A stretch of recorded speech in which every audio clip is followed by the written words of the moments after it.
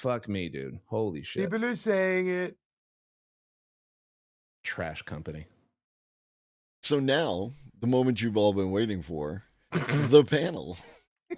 The what? The panel. Oh shit. Okay. Let's go. So, we have James from the Oh. internet, the paradigm shift, and redolent thought, and we are having a discussion about propaganda, which definitely won't be a contentious subject. A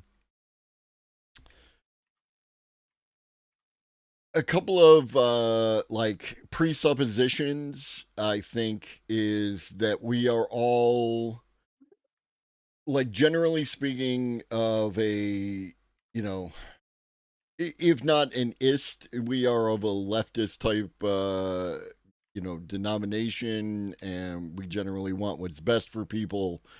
We want, housing and medical care and all that kind of stuff. Also, to preempt any conversation of this, no one is expecting, this is entirely voluntary. Any of the things, any of the suggestions that we might make, anything else like that, no one is saying that, for instance, as an example, that any marginalized group needs to stand up and be the forefront and act on the behalf, especially of those of us of the Caucasian persuasion, right? Like, we're talking about these ideas and we're generally speaking to the communities that we're from. Is that a fair assessment for everyone on the panel? Thumbs Sure. up. You can't see my thumbs up. Okay. So, propaganda is often looked at as like a dirty word, right? It implies, there's an implication of it tricking people. In spite of the fact, especially for people on the left who happen to feel that way, that the term and the process was used by Lenin, one of the general heroes of the broad left in that regard. Do any of you think that using the term propaganda is the wrong way to go, and we need to propagandize the term propaganda and talk about, like, marketing, or use some other kind of phrasing?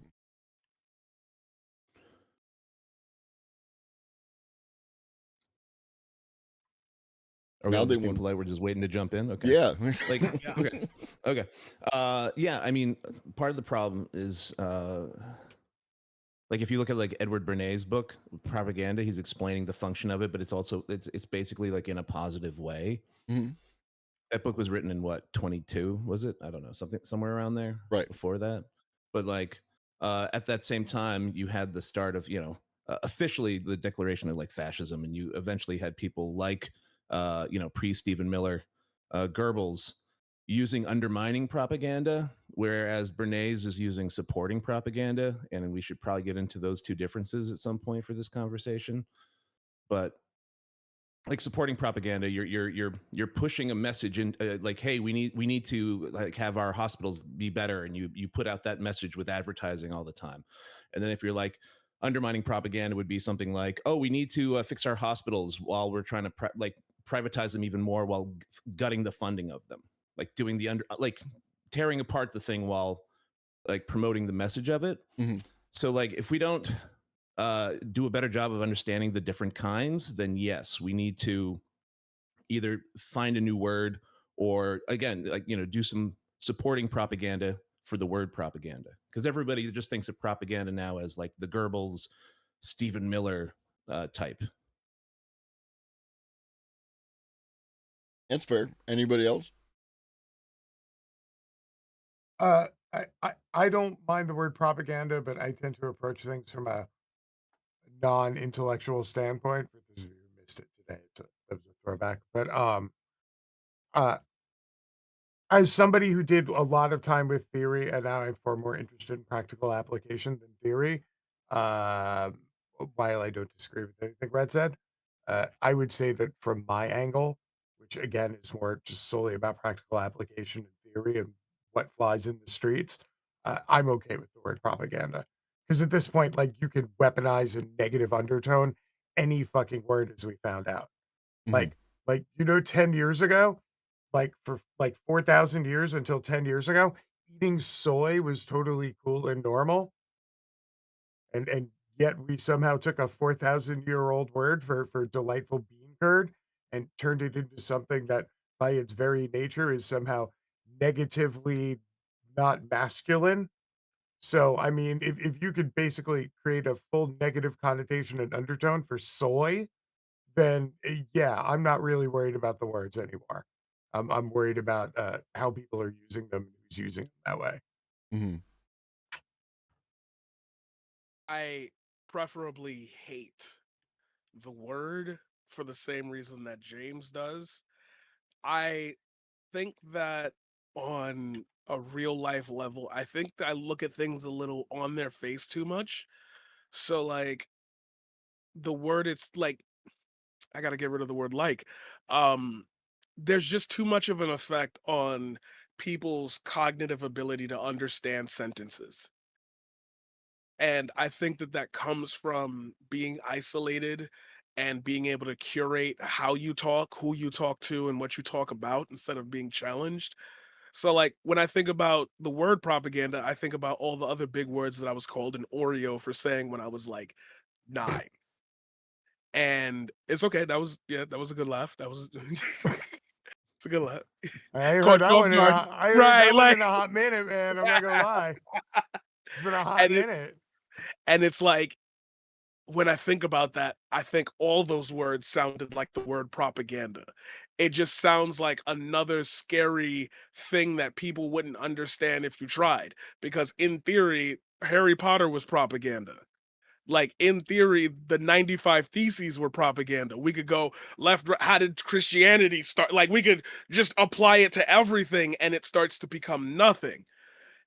Could it be just convincing arguments versus lying? Could it be that's why I hate the word. Because Mhm. it spurns a clear what do you mean by that type of conversation for me? And I know that that is not how the general populace takes in media or asks questions anymore. Maybe it was like that when I was younger, but also it could be just because I was younger. But I feel like there was more of a want to hear somebody say something and then say, "Hey, I don't get that. What's that about?" Or I'll show an emotion off rip. "Hey, that makes me feel a certain way." Now it's just, "What are you fucking stupid?" Mhm. And there's no other thing I can say to any of the things that have ever been presented to me in the last like 7 years. Like, you really believe this? Not because, oh, I could see how you believe it. It makes sense. You know, you're not just randomly but like there's no core to it. There's no underlying principle. So the way people feel when they read things, I've already lost my meaning before I've even said anything. I see. So I hate the word propaganda. So within that context, is it something because like I think all of you are on the same, tip as this is that in order to communicate properly, we need to speak to people where they're at. We're not trying to bring people to where we are. We're trying to talk to them wherever they are because it's going to be more effective. And if their perception of like propaganda, the word, it has a negative connotation, then using that word at all might not be the way to go. Um, that kind of thing. Is that fair? I'd say so. I'd definitely say so. And Yeah. Okay. I Go think it sucks because we're not well, we could be, we're just not like authors. We're not philosophical thinkers who are highly respected in the field, you know? We're Mm, not college adjunct professors who make freshmen and sophomore students crack open philosophy 101. This is kind of common sense to us because I think that all of us, and that's kind of why I like you guys, all of you think beyond the veil of popularity, the common thought. You know, you ask questions, you investigate. There's some willingness that makes me think you care about what you're saying. Therefore, you wouldn't just blurt out whatever you could to make a point. There's gravity to what you say. You lived it, or you've been around people who lived it, or you lived with people, you heard the stories. There's something that tethers your ideas to the ground. With everyone else, though, I mean, damn, I would love to live in a fantasy land like some of these people, man. I would love it. I would love to be so ignorantly blissful of the way the world works that I could legitimately be afraid of watching a Harry Potter movie because it's witchcraft and we don't allow that in our house. Like, I would kill for just a thing that was normal, but none of this is normal. And when I ask people to explain what they feel, they can't. So, like, why do you feel that way at all? Is it just because you have nothing else? That's a sad existence.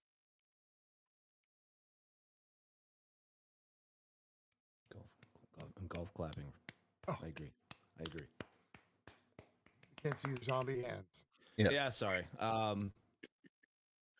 Something that Paradigm said and that Globus kind of hinted at with the question, I guess, was made me think of.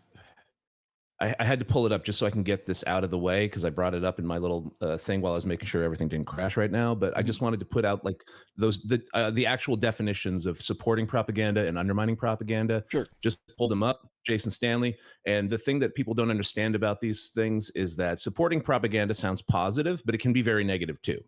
Like Stephen Miller can do supporting propaganda for "I hate everybody who doesn't look like me" stuff. And then undermining propaganda, undermining propaganda could be good, which is what I wanted to get into. That was my idea for like how the left can be better, but I'll save that. But here you go. Supporting propaganda. This is Jason Stanley, page 52 of How Propaganda Works. It's a great book. It's a bit of a slog.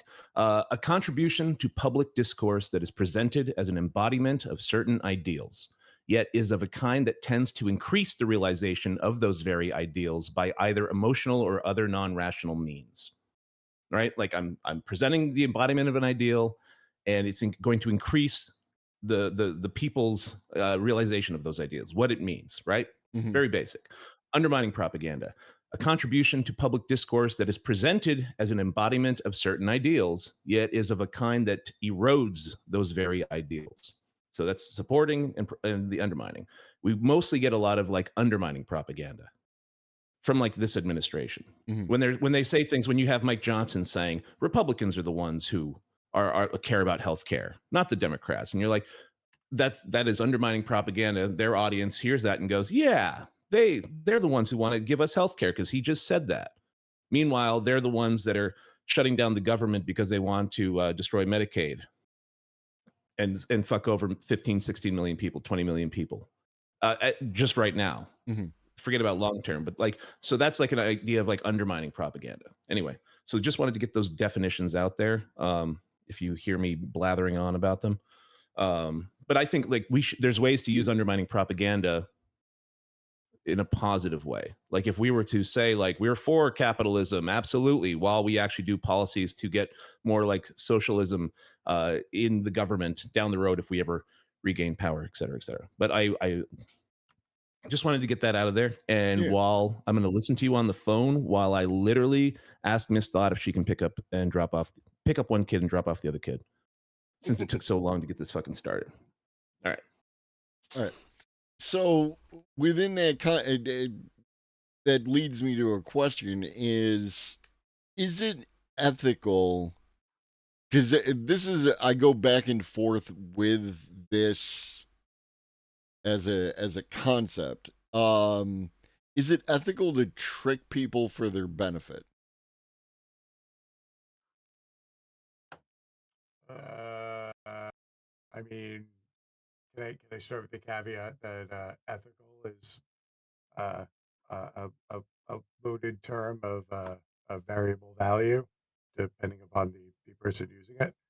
Just saying. Let me give you some more Okay. more concrete. I didn't know if you wanted to rephrase that or not. No, it's fine. I'll always rephrase it if you like. I can give a more concrete example.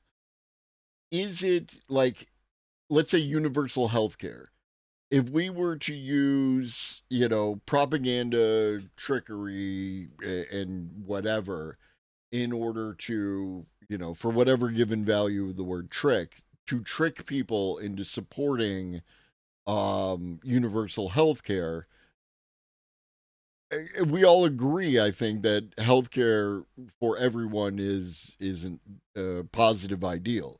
So we would be giving them something that would definitely improve their life, given all the caveats of how it's administered, et cetera, et cetera. But like, would it be ethical to trick them into supporting that universal healthcare through trickery? Right, you're talking about telling kids that if they eat their vegetables, then Santa will probably come and bring them. Yeah, that's the you're asking the Santa Claus question. Yes. Is it cool to tell your kids that there's an invisible guy who watches everything they do to get them to behave better if it's in their own best interest? Yeah. Um, Real quick, so I you think you yeah, might need to change your gait just a little because we're losing you a little bit. Or yeah, move the mic closer if you want to do that. sorry, I'm used to doing it on stream. It's a You're little good. different on You're good. Discord.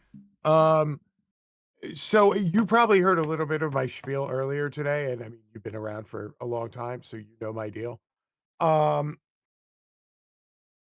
God, this it sounds gross and unpopular when I say it, so I'm Mhm. sorry that this is going to offend people if you haven't heard this already. But Defend us. people want to be told what to do, and people want to be led. So I don't have any problem because you're literally improving the behavioral pattern of the majority of people Mm. by doing so. It's just like when you say it, everybody automatically gets pissed because it's the left, and the left has been built on consent, and consent is built on free will. And how could you talk about subverting people's free will? And I'm not talking about subverting people's free will. I'm saying that most people want free will in theory, but want their life to be a lot simpler and have to think less and operate on autopilot more, which is the very same reason why there's animal trails out in the woods, because the animals will walk along the same path, which is the easiest route time and time again, rather than trying to find a faster path. Like once they have a comfortable path, they move on it. I don't find anything wrong with it because I think it's built into human behavior on a macro level. Mm. Yeah. I agree with most of that because, there's been multiple studies over the last couple decades. I think there was one in 2011, there was one in like 2018, one in like 40% of our population wants authoritarianism. This is pre-Obama, during Obama, Trump, like 40% of the country, based on their answers, without being told, would you like authoritarianism? Like they answered the Oh, questions well, of like an authoritarian type like setting, and people 40% of people during all these studies are like, yep, absolutely, that sounds great. um but then you also think of like why so many people would, and why people want to be told what to do. And I feel like a huge part of that, just to fight for the arts, I'm not going to get into jazz, Globus, don't worry, but like what are the options that this society gives people? Because we have, we when after high school and after college, if you go there, or trade school or whatever, or you, what are your options? Your options to get a job, work the 9 to 5, or work whatever whenever you work, slog through, pay your bills, and just like continue trying to survive in this like capitalistic society, instead of having the time to go, you know what, I want to learn how to play the piano. I'm going to take 6 months to teach myself that because it really speaks to me and I'm really inspired by something. We don't have a society that allows for these things to happen. You get in the slog, and once you're in that fucking meat grinder, you just want like not to think about things. If you're going to have kids, you just want your kids to be able to have a decent enough upbringing, so then they can go into the slog with like, hopefully better tools than you. Mhm. And that's like we don't have like a lot of options, the way that society is structured. So yeah, just tell me what to fucking think. Tell me what to do, and I'm on board. I think that's what a lot of people get to. Sorry, I know you can't see my camera. I'm done. I'm done talking. Oh, also a little update. I do have to go pick up the girls, drop them off, but then I don't have to pick up the other one. So I will be gone for like 15 minutes, and then I'll be back, and then no more interruptions Right on. in like 20 minutes. I'll wave my hands when I'm leaving for 15 minutes. Okay. you wave your hands. Y'all are wild. Okay, so I am going to agree with what everyone said, but I think by default of how I work, I'm gonna push it just the tiniest bit further. And when I say further, it's gonna get dark real quick. Not only do people like to be told what to do, I don't think so many people should have an option. Now, why do I think this? Because I think that at the core of every human soul, there exists a hobby, a purpose, an art that they want to do. I cannot shackle them around wanting to do that. I shouldn't have to tell them to get a second job so they can afford enough money to buy the piano to teach themselves a lesson. I think people should have a choice in being able to just smoke weed. They find out about weed once, it hooks them. That's all they want to do for the rest of their life. I think that most people, if given the option to do that one thing and not have to worry about anything else, would do that one thing. In order for that to happen, I'm going to have to tell them at some point or another, look, I'm going to run things and you're going to get what you want, but that's kind of it. I'm not going to come back around in 5 years and say, would you like to change? This is your life now. And as Redolent said, the system we live in doesn't give us that ability to make those decisions where we want to take 6 months off to discover ourselves. But you hear college kids get told a lot, oh, leave college and, explore for a year, decide what you really want. Impossible for somebody who's trying to use that college degree to help pay the bills by getting a better job so their family can get out of poverty, or at least attempt to. With all these things locked into place, there are some people who want to live off the land. There are some people, you're all going to get that, but that's all I can give you. Does that make sense? Is it ethical to trick people? They're already being tricked. The human language has been absolutely overtaken and over destroyed by anybody and everything that can advertise. What the fuck is a McDonald's? Why the fuck can't Jesse Waters rap? I need answers to questions and I'm never gonna get them. Why is it that people can go on live television and get somebody kicked off the air for saying a sentence they can interpret differently, but then when they say we should, 69, 86, all these people, they say that's cool. Wait, At are we some 69 point, or 86? Those are two completely different ideas. Yeah, very. Those are two completely different ideas. You're talking about only giving people one option, then you throw both of them on the table? Like, but anyway, yeah, they are two different options. You got me on that one. Suck my dick while I suck your dick, or get in the hole, motherfucker. wait, I get It's an like- option? It's for me. That's cake or death. Just, That's the new cake or death. it's just, I would do the whole school thing, learn about the world, learn about everything, but there's just so many different ways that we could educate a populace to exist.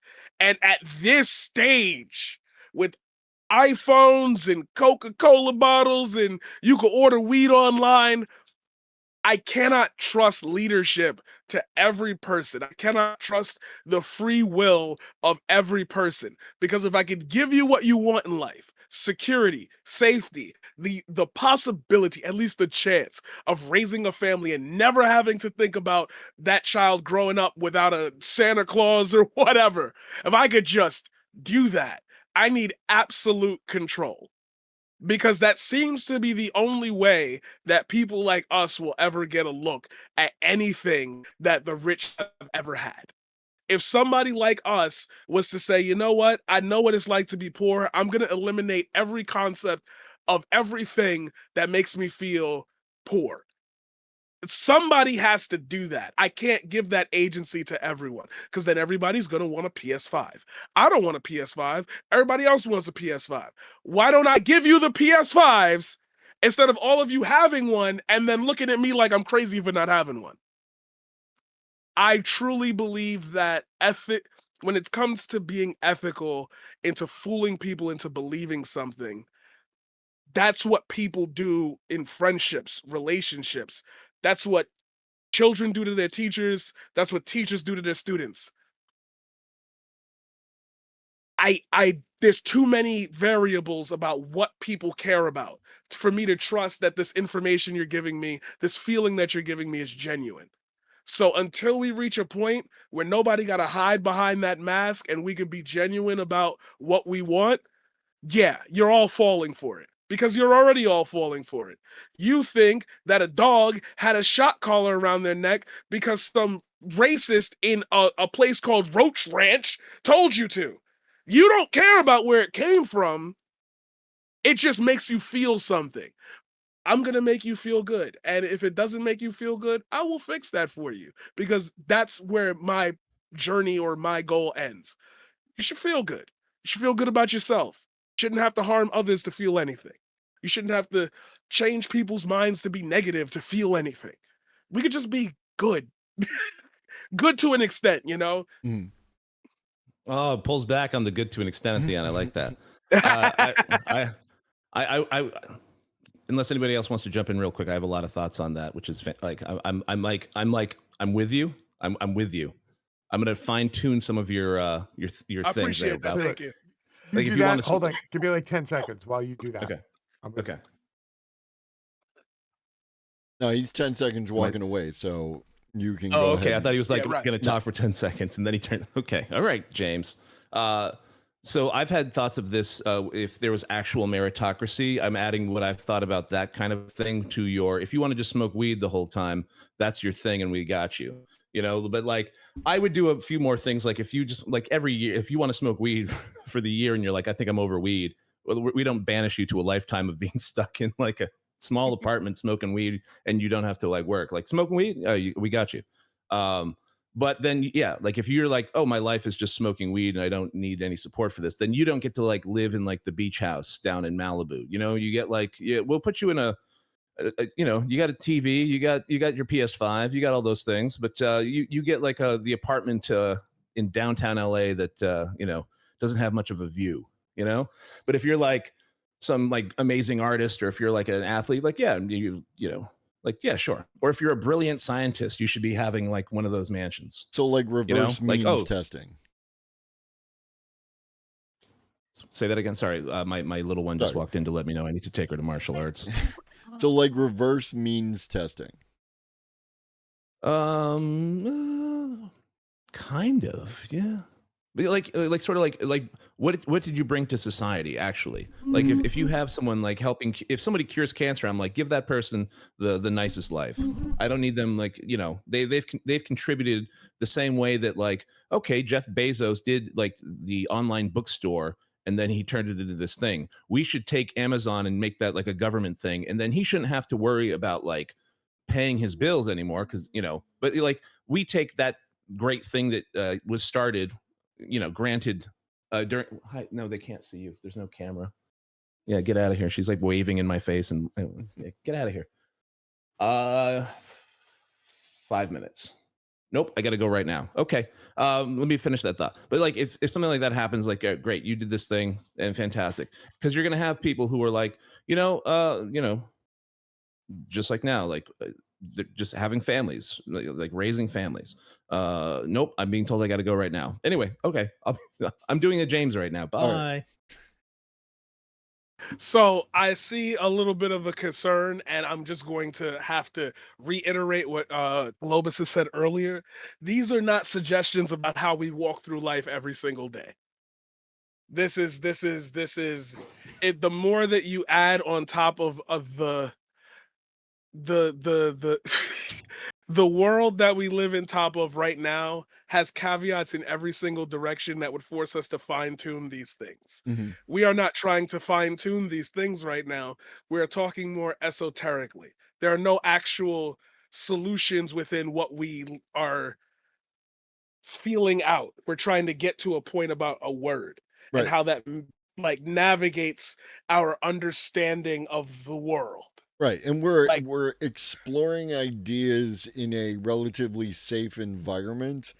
You know, nobody's gonna jump in anyone's shit and like get zingers and clips and all that crap. You know, right. this is to talk about these ideas. It's, um, it like my statement. First off, to reinforce what Paradigm just said, the idea from State and Revolution, for all you leftist theory nerds, State and Revolution, Lenin said that the future communist state will be built by the, people who grow up under socialism, So it's that kind of thing, right? Like that might be an idea for down the road built by other people who have lived under a better system, right? A more ethical system. But my concern, and to echo what a lot of people had in chat, is like, if we were to turn around today and be able to implement this kind of system, that reverse means testing as a concept feels, I don't want to go to so far as to say it feels ableist, but it definitely is going to discriminate against people. Like, it's redlining all over again, just, not necessarily about race, but then it's going to feed back into race because it's going to, the opportunities that people have already had. It's like, if we go ahead and implement a new system today, like the libertarian ideal, okay, there are no rules and y'all laissez-faire, and they go ahead and the people like Elon Musk and Jeff Bezos who have all the money are going to buy up all the shit, and it's going to turn into a monopoly, right? Like, that's just how that's going to work. And to create a system that, like, I don't see a reason why we can't just say, like, yeah, not everyone can live in Malibu because real estate in Malibu is a finite resource, but not everybody wants to live in Malibu, right? James, for instance, likes the fall and the changing of the seasons. I would like to live in like a San Diego type climate where it's 72 every day. Like, I just happen to live in Buffalo because it's New York and better like that. I like this. I like this point right here because me and Yeah, Cagnadian were already talking about this.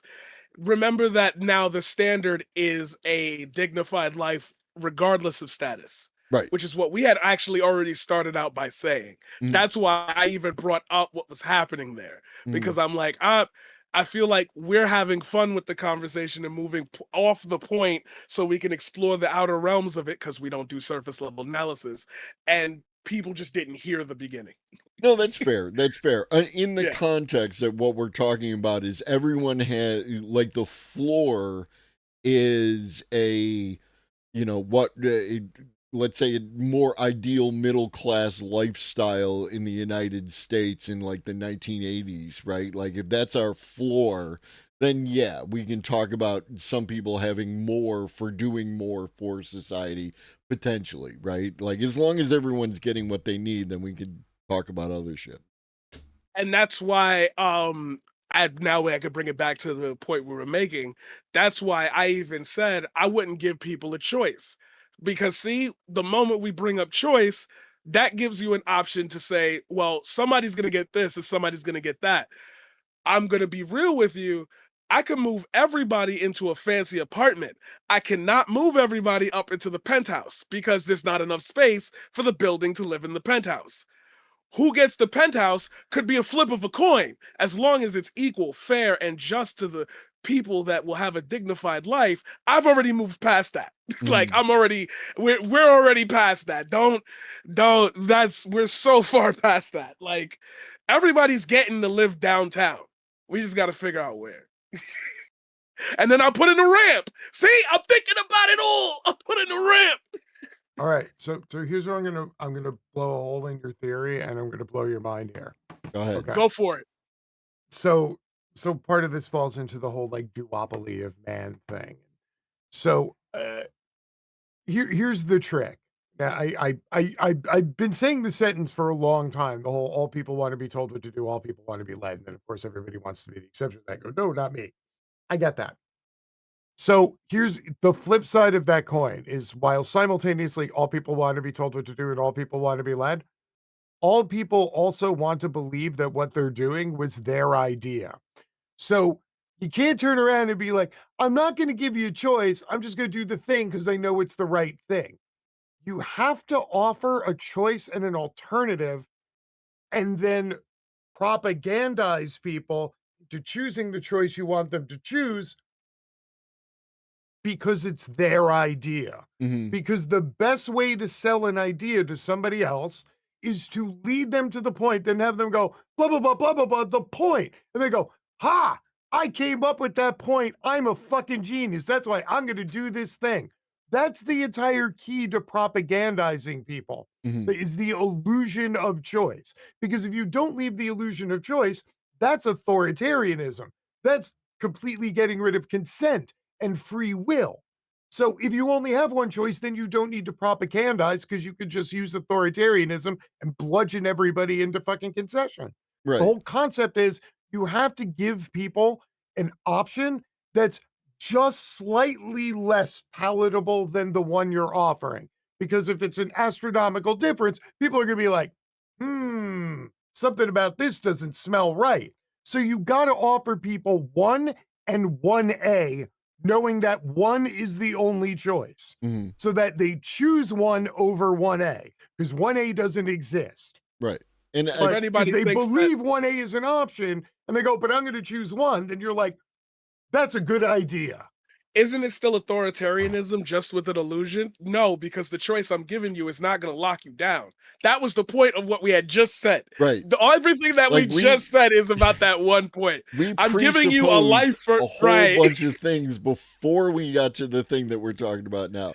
And I think what James just said speaks to the different kinds of propaganda that Red quoted from the book earlier. He's talking about the positive and negative propagandas.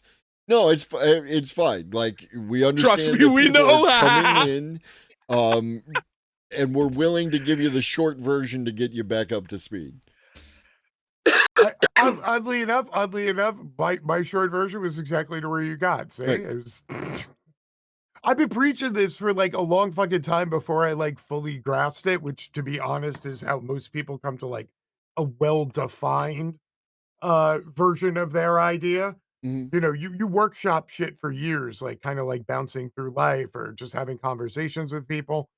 Um, it's always a fine line. Like the whole idea we were talking about like the Trump thing earlier today and how the taco thing came to be. The Trump always chickens out. Hmm. Trump's like, up, if we have a shutdown, the whole economy's going to crater. And then we had a shutdown. Then he's like, well, we had a shutdown. The Democrats can come back, or I don't know. Maybe there will be furloughs. Then it was the Democrats have to come back, or else people will lose their job. Like he keeps trying to give people 1 and 1A, but 1A is like D. Right. And he doesn't realize it, which is why they're not biting. Like he needed to he's been going with the fear propaganda for so long that once somebody is no longer motivated by fear, then you have to go back to the 1A. Mhm. And he's not giving the 1A, he's doing the carrot and the stick, but the carrot's old and moldy, and he just keeps hitting you with the stick while he's like, "Don't you want the carrot? Don't you want the carrot?" And you're like, "Seriously?" Like a lot of it is to do with execution. Right. Right. And I think that's why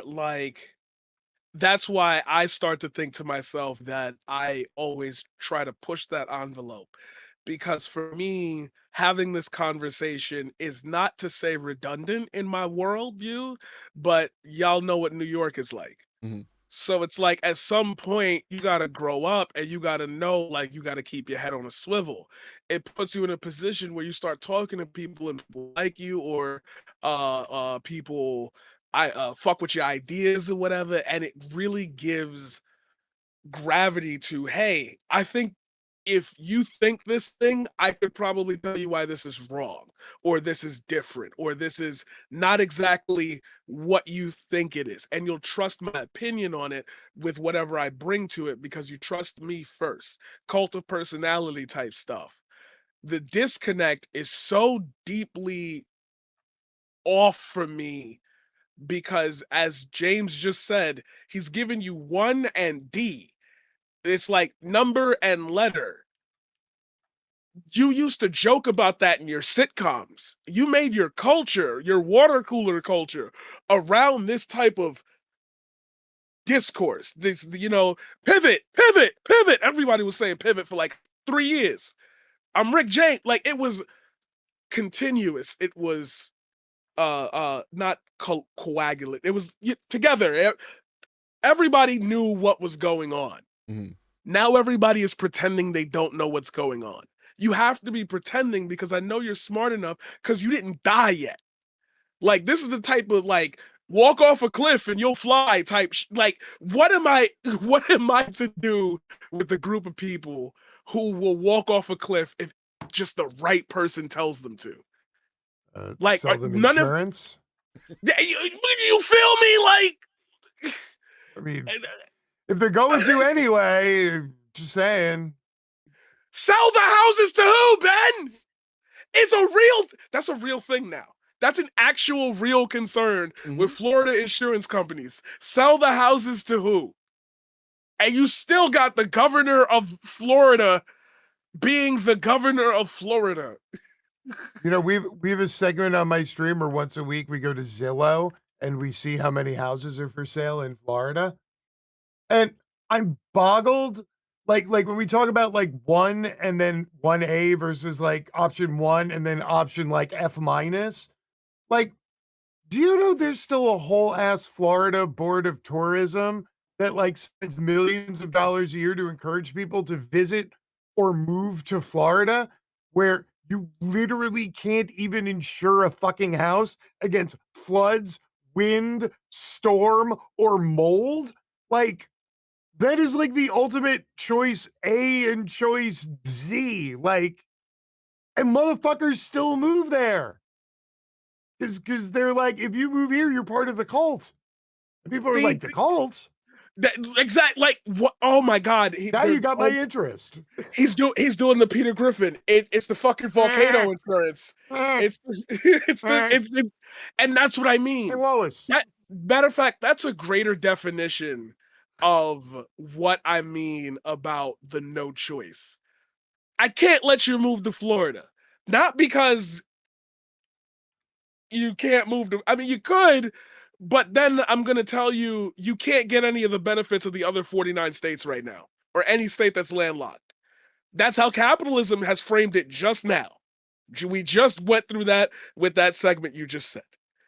Now, I'm just telling you, because of our actions in humanity, no, Florida's a bad place to be. And I can't guarantee you insurance on anything you have. You could lose it all the moment you get down there. One way or another, capitalism was the goal that let everybody do what they want, and we got there. Me telling them we got there and this is what it's going to be like now, I get a problem of understanding why those are different. Does that make sense? The way the world normally works got us here. This is what it is. I'm telling you, we're here and this is how it has to be. It makes sense. Why is it different? Well, it makes sense to me. That's literally why we're doing this. And I've been on this, propaganda marketing aspect of the entire thing for ages now. And I finally, pulled the trigger and, started working on getting the panel to discuss these ideas, because in this context, it's like, and again, a little something for the theory nerds is like, you had your Marxism, and then you got your Marxism Leninism, which is your Marxism as it works in Russia at that time. And then you have your Marxism Leninism Maoism as it works in China at that time. And then you have, what happened in Vietnam with Uncle Ho, because that worked for Vietnam at that time. All these things are like, let's call them a progressive revolution within the space that was catered to what was going on within that space. And in order to do some of those, the positive, we're only talking about the positives, right? The positive aspects of, like, healthcare and housing and all this kind of stuff, is to conform the ideas to Americans, right? Like, what do Americans like? I just watched, I started off the stream with a video from 2016 of John Cena walking down the street talking about America and patriotism and all that, and my man's talking, and you can't love America unless you love, you know, black people and Latino people and the disabled and bi and transgender, and I was like kind of blown away by like how deep he went into that, and I was like, that is exactly what I'm talking about. Like, can we take ideas like patriotism and freedom as Americans understand it and all those kind of things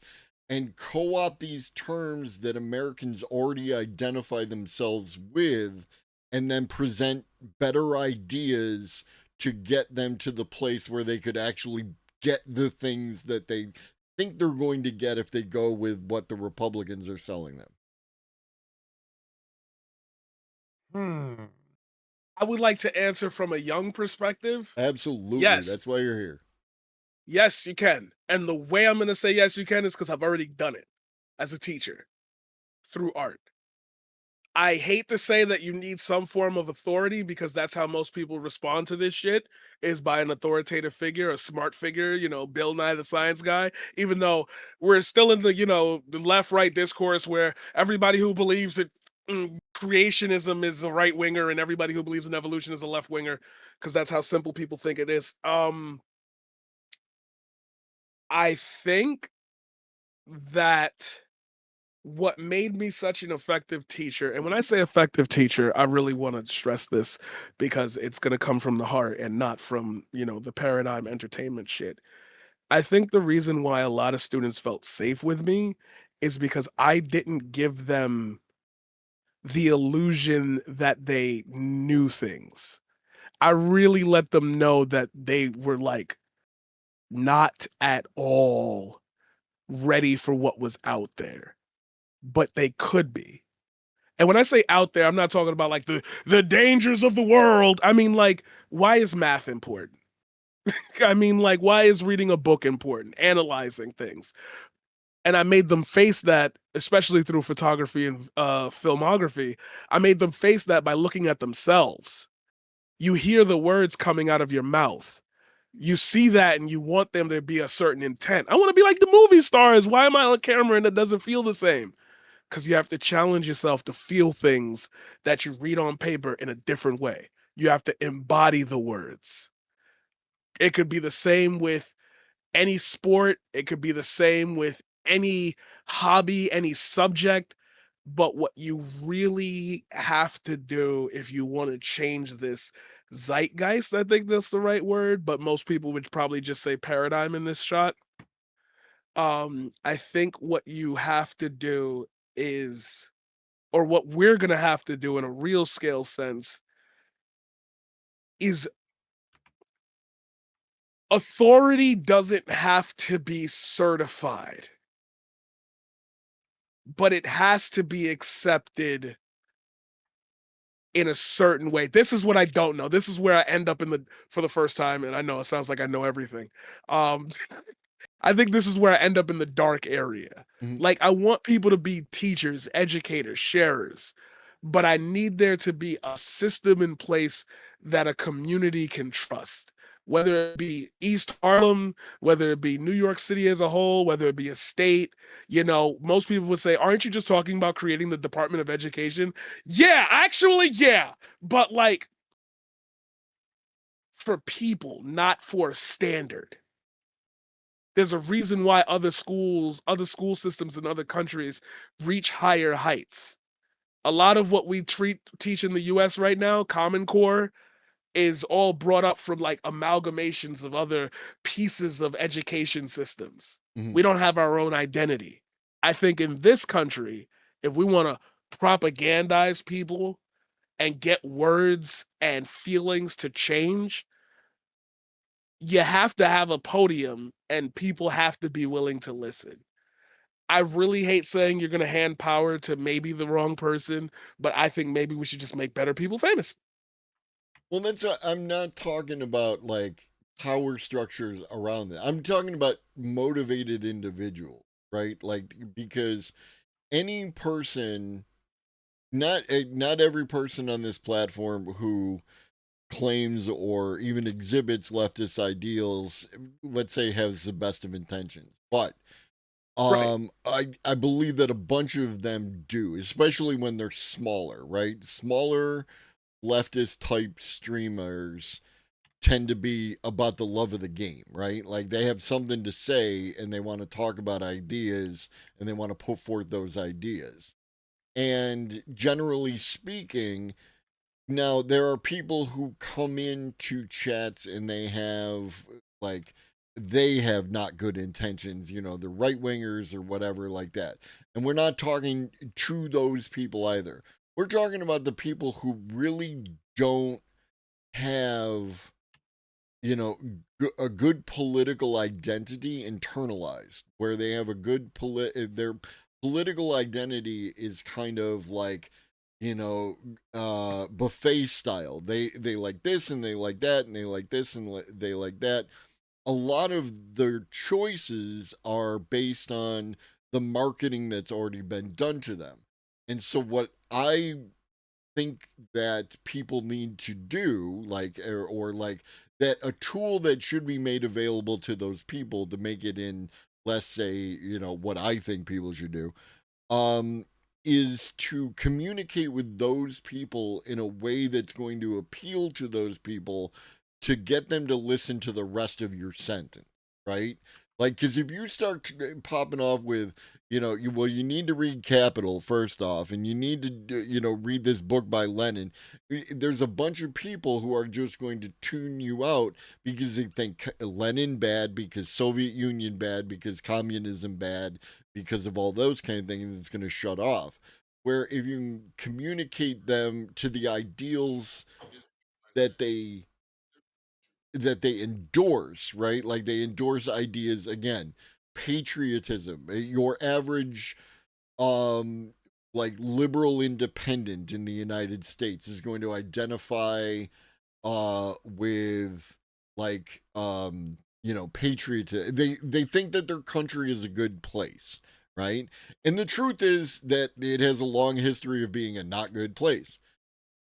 But how do you communicate to them in a way where they don't just shut down, because you're going to destroy the entire structure of the identity that they built their ideas on since they were a child, and you are not going to be there to help them reconstruct their worldview. It's G like shit. elevator pitching. G shit. I hate this. I hate what I'm about to say because it's what James said, but I'm gonna try to make it serious, which is a bad idea. It's the Santa theory again. Like your parents broke your heart when they told you Santa wasn't real, right? You Mhm. got over it, right? Get over this. Like, there's gonna come a point, and I'm taking it out of the context of our conversation and applying it to the real world.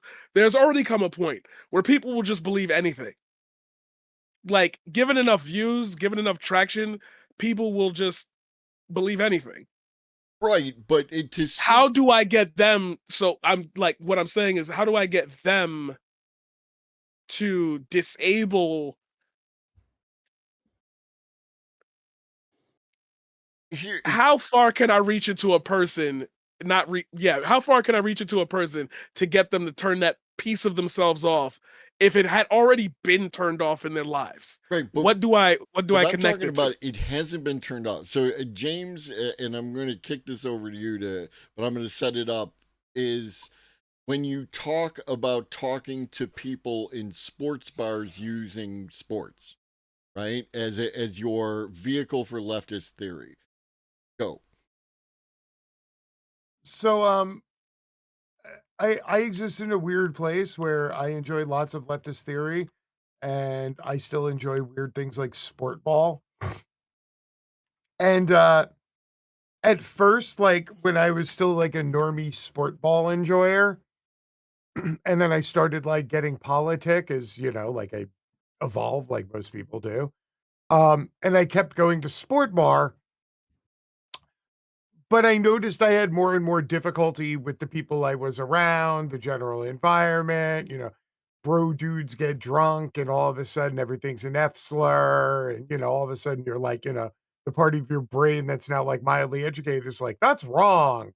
And so then you got three choices, which is you castigate them, which you're supposed to do if you're a good leftist, but then it leverages you out of a position to manipulate those people down the road.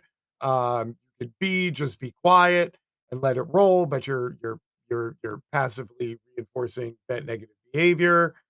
Or C, you roll with it and then you introduce an idea that is very similar and becomes more appealing, which is very similar to what I said before. So the understanding is part of this is the whole meeting people where they are and talking to them in their own language. If I'm like talking to somebody in a sports bar and I'm going to talk to them about, you know, uh, labor value theory, or fucking, I'm going to talk to them about capital control as both an aggressive and a passive system of dominating society or whatever. It doesn't matter. The second you start using words like labor theory, value, fucking, it doesn't matter. Like people just glaze over because they don't have the context for it. I can go into any sports bar in America and I could talk to any normie, and inside of a half an hour, I can have them thinking like a leftist without saying a single leftist word or using a single leftist theory or saying, but Marx said, because there are parallels that make it easier for me to lead somebody there if I understand the language they talk, the language I'm trying to get them to understand and what the correlation is. So if I talk to somebody about how, hey man, isn't it really fucked up that the guy who owns Home Depot just like fucking rang $2 billion of fucking taxes out of us for fucking parking spots so this prick can build a new stadium? I'd be like, hey, that guy's a fucking prick. Be like, dude, did you see how much money that guy got in like fucking free money from the government? They're like, oh my God, this guy's a fucking welfare queen. And you're like, cha-ching. And you're like, and I didn't even have to say it. And now all of a sudden, instead of this guy correlating welfare with black women with 3 kids who can't be bothered to keep the father around, now instead their hog brain now correlates that word with old rich white guy. And I've literally done propaganda doing nothing more than talking to them about characters that they like in a story that they like in a language that they understand. And I didn't have to beat them over the head with anything intellectual, a big ass fucking book, or a piece of theory See, here's my and because I gave them 1A. Right. Here's my thing. And I know that we spoke about this earlier. I'm bringing it up again. That Globus had mentioned at the beginning that this isn't going to be or a catch-all for different experiences in life due to Yeah, marginalized this is a very status. specific example. Yeah, no. That's my feelings when I have conversations with people. I can also go into public places like bars, like I used to go with my friend Dan. I usually end up with a white dude, and he usually takes me to places full of white people, and I'll just have these Less natural cop problems. Less cop problems. Unfortunately, I Baltimore dog just y'all heard the story of it. Y'all know. Yeah, I'm never going back. Anyway, I love you, Endless, but you got to come up here. Um, I have these conversations anytime I go outside, and there's never any theory. There's never any there's never any words that are just like, yo, what's popping? Like you saw that shit on the yeah, and you saw the bald headed dude. He was saying that weird shit, bro. And it's like that's literally how my conversations end up. And then you'll see people start to kind of open up and say, that actually doesn't make me feel good. Like, what does that mean in general? Do you know anything about that? And then I could just explain the situation as a normal person would. They're kind of nuts, they're kind of crazy, and I don't know, man. Shit revving up. Better get your food stamps in order, get your last check. You're gonna have to start getting your money up. And it works for them. And I fear that when I apply that out loud, that comes across very harsh because I can't find the words to say, I don't think that the fact that we're having this conversation means we're going to get somewhere. And that's to the people like if I'm trying to do the sports ball thing. I got to get used to that. That's a good one, sports ball. Like I watch basketball clips on my stream and like I shut off all conversations at that point and I'm just talking about the basketball. Real Because at some point, yeah, go ahead. just from a technical aspect, Paradigm, in the stream together window, you need to share chat. I just realized that we weren't sharing the chat. And it'll put my chat and your chat together, and there we are. We're good to go. Sharing is caring. Sharing is Okay, caring. am I in there now? Yep, everything's Yes. good because I can see it. Okay. Because I got your stream up on my phone. And that's Yeah, how I y'all been realized. missing the Cagnadian paragraphs. Oh shit. Okay, that makes sense. I was wondering. I thought it was like like I was only seeing everybody else's, and like since I had mine open, it was just gonna show mine. Yeah. Bitch, I said share chat. Anyway, I wonder how much of this conversation for me is understanding that people don't want to hear that bullshit from a black man. Like, I don't want to hear the uppity tight words, the don't put on airs. Tell me what's happening. Tell me how much money I'm going to get for them stimmy, and tell me what I got to do for the next couple weeks to survive. If I could fix that, and not fix it like it's a problem, it's broken. If I could raise that type of consciousness all across conversations, level them all down to, hey, does this make you feel good? Do you think it makes your neighbors feel good? We already don't like police. So having a conversation about ICE is pointless. If you bring the conversation to me, I'm just going to say, look at the history. Now, if you don't want to look at the history, I'm going to ask you yet again, does that make your neighbors feel good? Does that make you feel good? And depending on the answer I get there, I always find it difficult to move forward. Like I can have normal conversations in public. That's easy. But that's because I believe that those conversations, at least from what I've gathered being everywhere that I've been, a lot of those conversations feel like they have to have a natural end. We're not going to stay here forever. How do I take that not going to stay here forever? I promise you, I'm not bullshitting you. I'm smoking a blunt with you. I'm drinking a drink with you. We're watching the football game. Like, how do I get that feeling to exist within actual theory? Like, instead of the words Marxist Leninism, how do I be like, hey, let's share a beer and talk about how your life is? Mhm. That's Marxist. That's Marxism to me. Let me share a beer with you and explain to you. Just tell me how your life is. Just let's just chat. You like this game up here? I like it too. How do I get every single person to just face themselves, watching a game, chilling with the homeboys, and saying, I actually don't feel good? I never thought about it like that. I don't feel good. All right, well, what you want to do about it? Because I feel like that's where the right is really good at propagandizing. That's how they get people, because they give them an action, an enemy. We know this, of course, but like they give them a target. They give them a goal to reach. Mhm. And the goal is always negative. The goal is always hurting people. That can't be a standard. That had to have been formed, which, obviously political history, Southern switch. Incoming joke. We didn't finish Reconstruction and I hate it. And We then didn't finish Reconstruction and I hate it. that bit at the end there about how the right is very good How's at that a joke? I agree.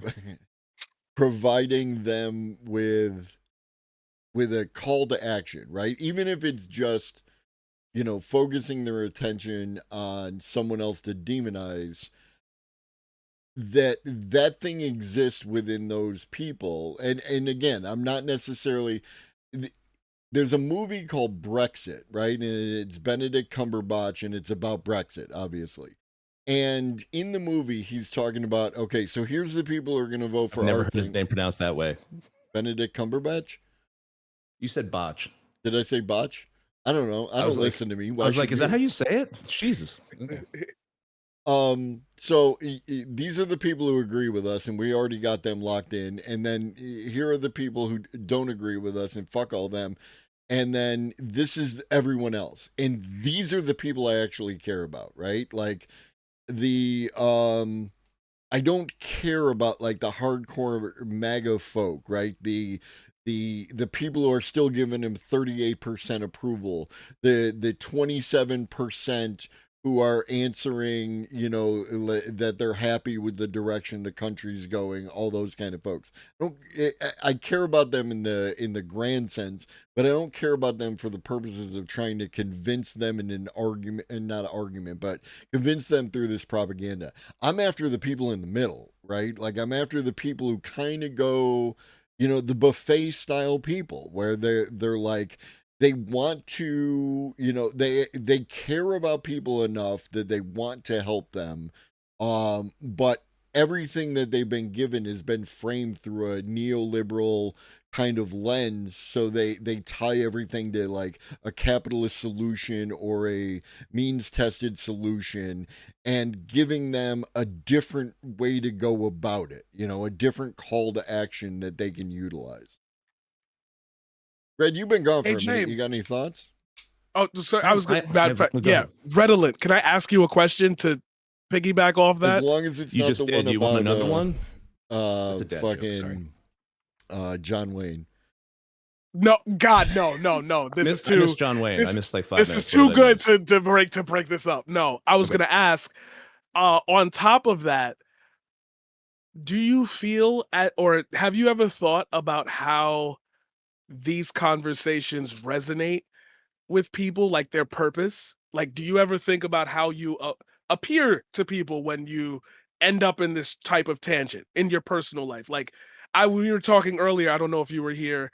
That's why I'm doing this. We were talking about sharing sports bars, and Yep. having conversations that are just normal, natural, and you get the point to things. How does that work in your life? And that's what I'm attaching to the Globus thing. That was one of the things that, yeah, like I missed like 3 or 4 minutes when I was actually picking up my girl, because you had to show them IDs and all that kind of stuff. But yeah, I talk about this kind of stuff all the time. I'm a bartender by day, and a lot of that is like, I'm a musician, and then broke my wrist and had to become a bartender to like get paid and shit.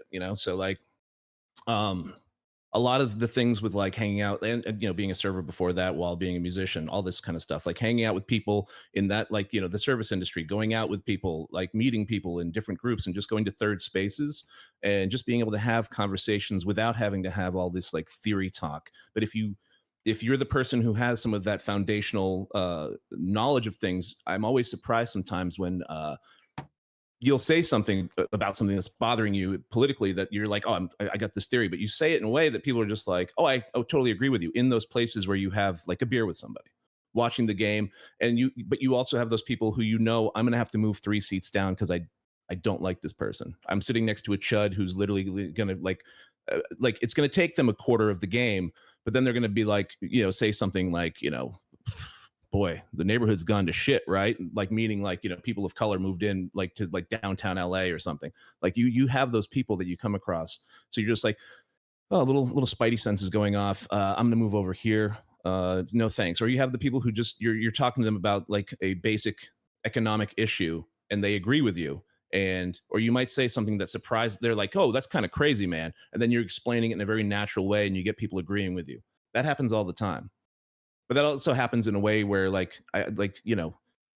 we've talked about this on our stream a bunch about like, touching grass isn't just going outside and putting your hand through a field of grass like Gladiator. Like, you got to like, engage with people in those third spaces, like, hey, thanks, James. Great.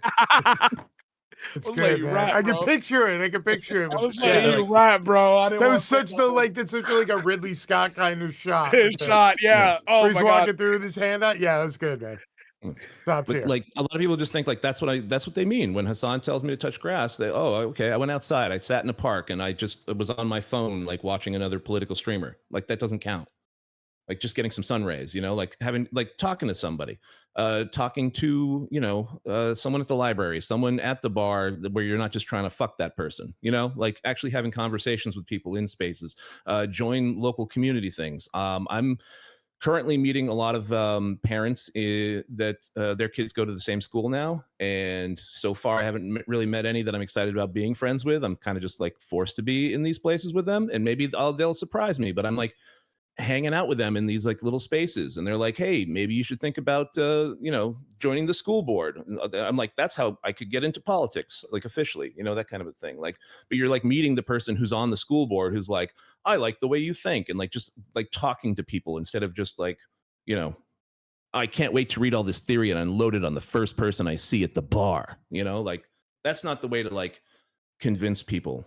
Oh, So, I hate it's being bad propaganda. the wordy guy here, but it's that's how I do. I'm just gonna have to accept that. Word me. Globus, James, Redolent, I think all three of you have seen me talk heavily about how retro games make me feel, like the theme songs, waking up in the morning, the routine. If you haven't, the reason why I point to the rest of the panel is because I think that you guys have watched me enough to know I'm very nostalgic. And I'm nostalgic for the wrong reasons. Beautiful reasons, but the wrong reasons. And I say that to say I I would love to approach more people in a sense of like at least getting their mind into politics or at least being aware of their community. But I fear that there's really no more unifying figures anymore that we can rally around. So when we say the third space, it's so strange to have the time to go to the third space that It's getting harder and harder. Yeah. you kind of pick a place that like is easy to access or you know a lot of people there. You can't go to multiple spaces. The spaces create a culture. The culture will eventually break if somebody breaks the social norms inside that culture. Um, I find it so funny that you said you were a musician, broke your hand, and then you had to be a bartender. I was thinking in my head, oh, you was tired of taking a cut from the bar. You just said, I'm just gonna take the whole bar. Like the ticket sales. I brought 30 people. I don't care. I got tipped 300. Um, it's the controlling of those spaces. I'm bringing it back to this. The authority. A bartender has authority. That's what I mean when I say I think that we need to take more positions of authority. Now, this is very money dependent. Like you could open up your own after school center, you open up your own club or whatever for this, that, or the other, and it'll create its culture and it'll do the thing. But if we could have a wider grasp of authority, like not to be funny, but there are people on Twitch who are literally documentarians of cultures and civilizations that might die soon, that might be lost to time, war, and famine. I think that's a little more important. That should be elevated at a certain point. That should be cataloged. That should be in the Internet Archive. There should be a body that looks at smaller people and puts a pedestal on the information that they give because they've cleared the check marks of what you, and you said. I'm so glad I was able to keep a coherent thought this time. There's got to be something that tells people that they can trust what they're hearing, and honesty, humility, the fact that we can, or not we, I'm going to say me here, can feel wrong about something. Oh, I said that wrong. Oh, I didn't. You have to fix a couple of those things. Yeah, go ahead, because it makes me feel like they're not disagreeing with the point they think I'm trying to make. Maybe I said too many words, but they trust me enough to know I'm not asking for the repeal of all rights and for me to stand on top of a tower and say, you go there, you go there. There's already a present nuance. I feel like people like us should be in a place where that preferred nuance creates the conversation, creates the space to have that fallible attitude. And I don't think that type of thinking dominates the spaces that we're in. You're a bartender in one place. I'm a teacher in one place. James is a radio host in one place. Globus is a father in another place. We have our little sections of authority, and society at large doesn't treat those things as prominent importances that make people better. And until we get to a point where we can propagandize those things as important, those things as the core tenets of who we are as Americans, it's going to be very hard to reach those people in the middle because there's still that other voice screaming at them on the other side. You get what I mean? I get what you mean. I'm going to push back. I think Ooh. that there's nothing wrong necessarily with what you said. Is what I'm pushing back again. It's the Yeah, what are you going to push back on? Because I was going to agree with most of what he just said. Let's go. Let's yeah double up on yeah Globus, man. Let's fucking. Let's it's go. it's there's a thing that leftists do right on this platform and online more generally where they say The we leftists. can do this but we need to get to here before we can start. No, what I'm talking about is actually starting right now, right here, right with the tools that you have. I don't care what power you have or what authority you have. What I want to do is provide you with a toolkit because I'm not asking you to talk to all the people in the middle, right? And I'm talking to Marquise now, like that. Who are somebody, right? Who is like for instance a black capitalist, right? Based on the content that I know that you know somebody who's a black capitalist. That's the person I want you to talk to. I don't want you to talk to everybody. I want you to be able to talk to the people who are in front of you. The easy mode is talking to the people that you're friends with and you can move with in that regard.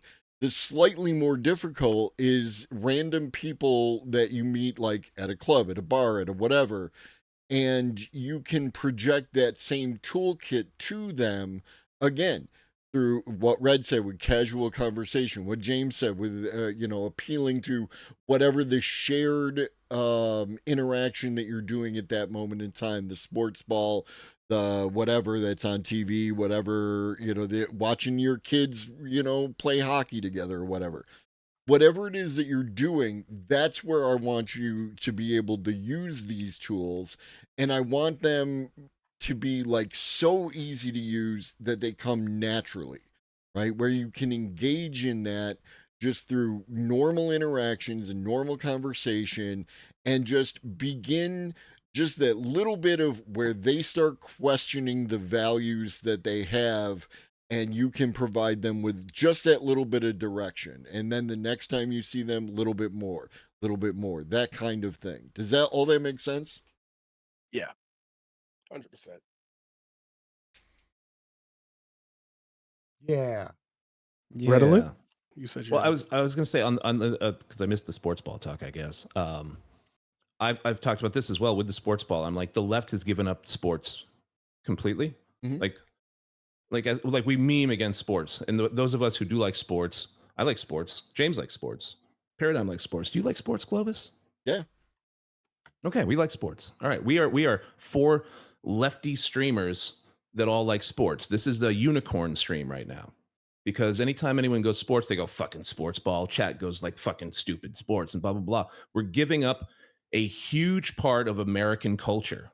Like sports is everywhere. It's on the TVs. It's out in those third spaces on those TVs. People talk about it. The water cooler, like at your work, people start with sports. Like, how's the weather going? Hey, did you see that game last night? And if you're like, I fucking hate sports, they're like, okay, all right, Jeff over there is someone I'm not going to talk to as much as I thought I was going to. Like, we give up those spaces, and people are like, I just don't like them. I'm like, there's nerdy shit in sports. If you are into math, oh boy, sports is your thing. That's what you do with that math. Like advanced statistics, get into it. Like, be the person who's like, like if you're into that, like go with stats. If you're into, I don't know, if you're just like, oh, I hate people hitting each other, or it's just a bunch of dumb idiots like crashing into each other. Like, that has been the case. We're getting it better. There are more women's sports are on the rise. Like, sports are happening, and we need to be there. Like, that is a place where we need to flood the zone, to use a Stephen Miller term. We give it up so quickly, and I don't know if it's just because of somebody, I got bullied, or what, I was just never into sports. I don't know, I'm more into Dungeons and Dragons. Great, make a Dungeons and Dragons campaign about like a sports, I don't know, like we give it up too quickly, and it's such a huge component of the, you don't even have to be touching grass, but like that is a touching grass kind of a thing. Like at Mm-hmm. college, our floor was like we'd go around all to like all the different floors. We were the nerd floor. There were the jocks on the second floor, the all girl floor below us, and we would like go out and touch grass and be like, "Hey, we're gonna do capture the flag," or "Hey, we're gonna be like supporting these people doing this thing over here at this building. Do you want to come?" And just like that tiny little bit of like community had more people in the building, all like, "Oh, hey, what's going on? Oh, hey, what's up?" And like you'd say hi to people that you normally don't say hi to, that kind of a thing. Like just getting out there and like organizing something any way you can.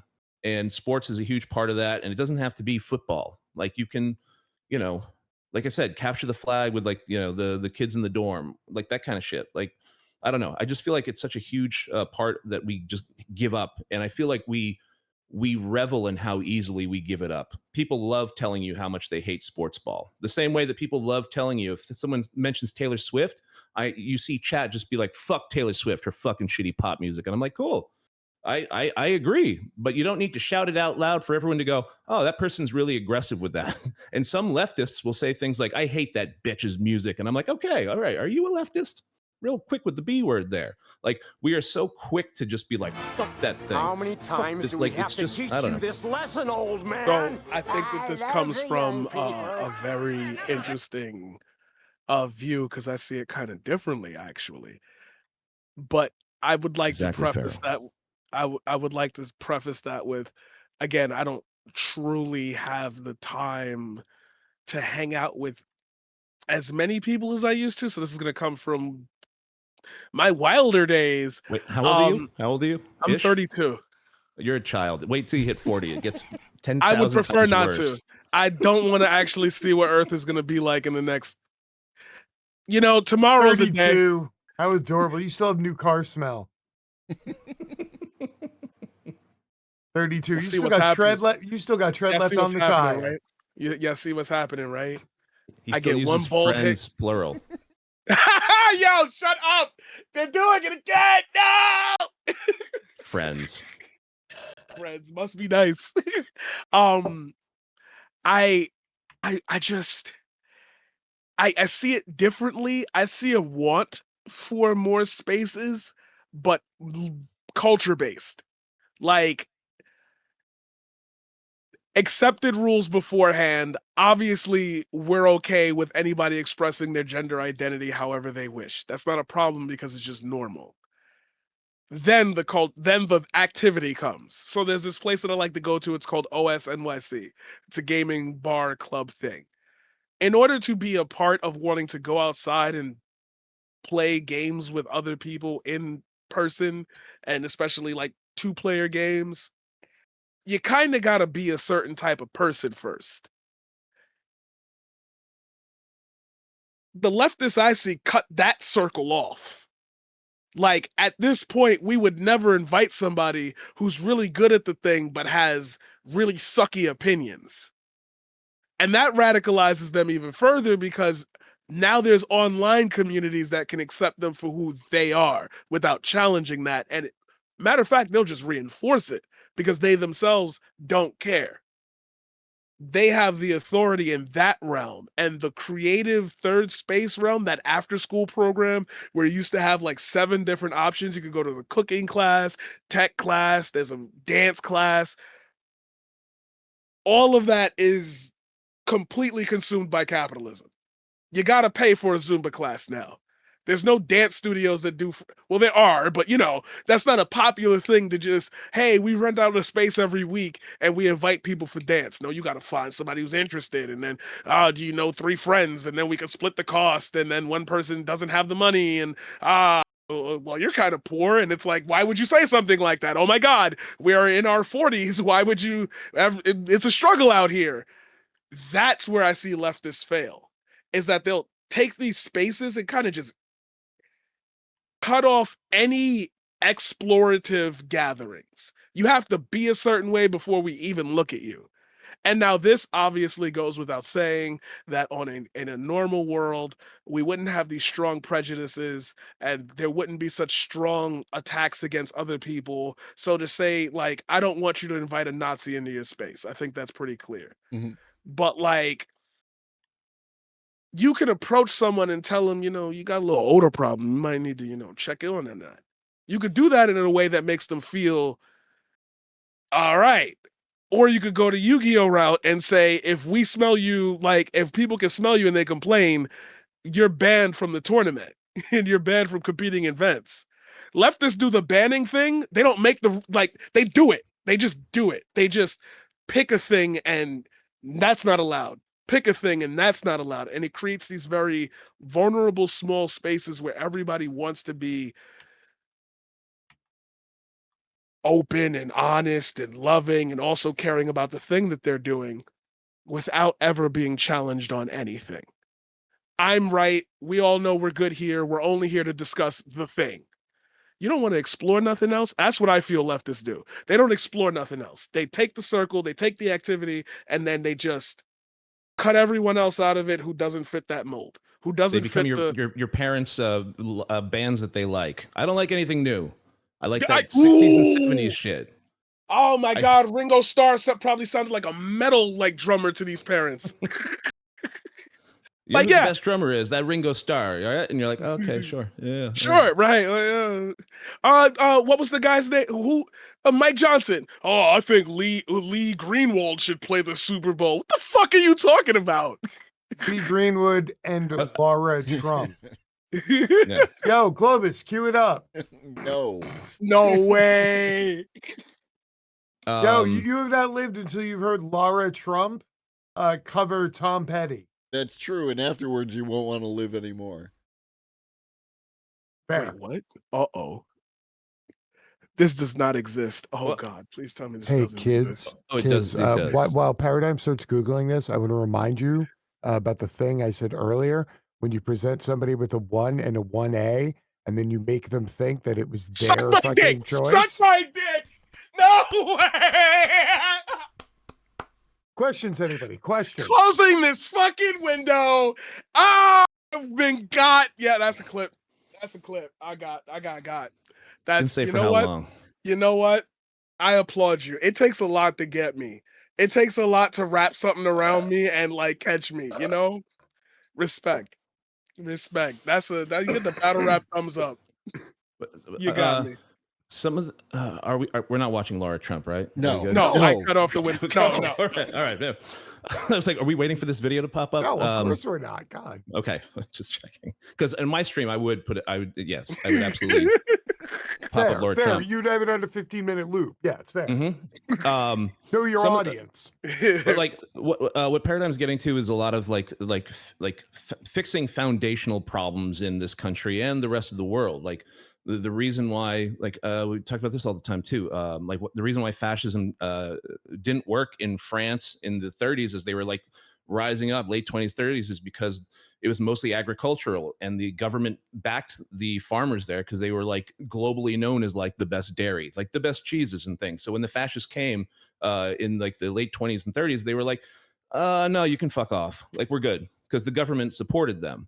The reason why we might have a Nazi trying to show up at our event IRL is because we live in a country that was, based on slavery, continued. We didn't fix Reconstruction. Thanks, Andrew Johnson. Go fuck yourself.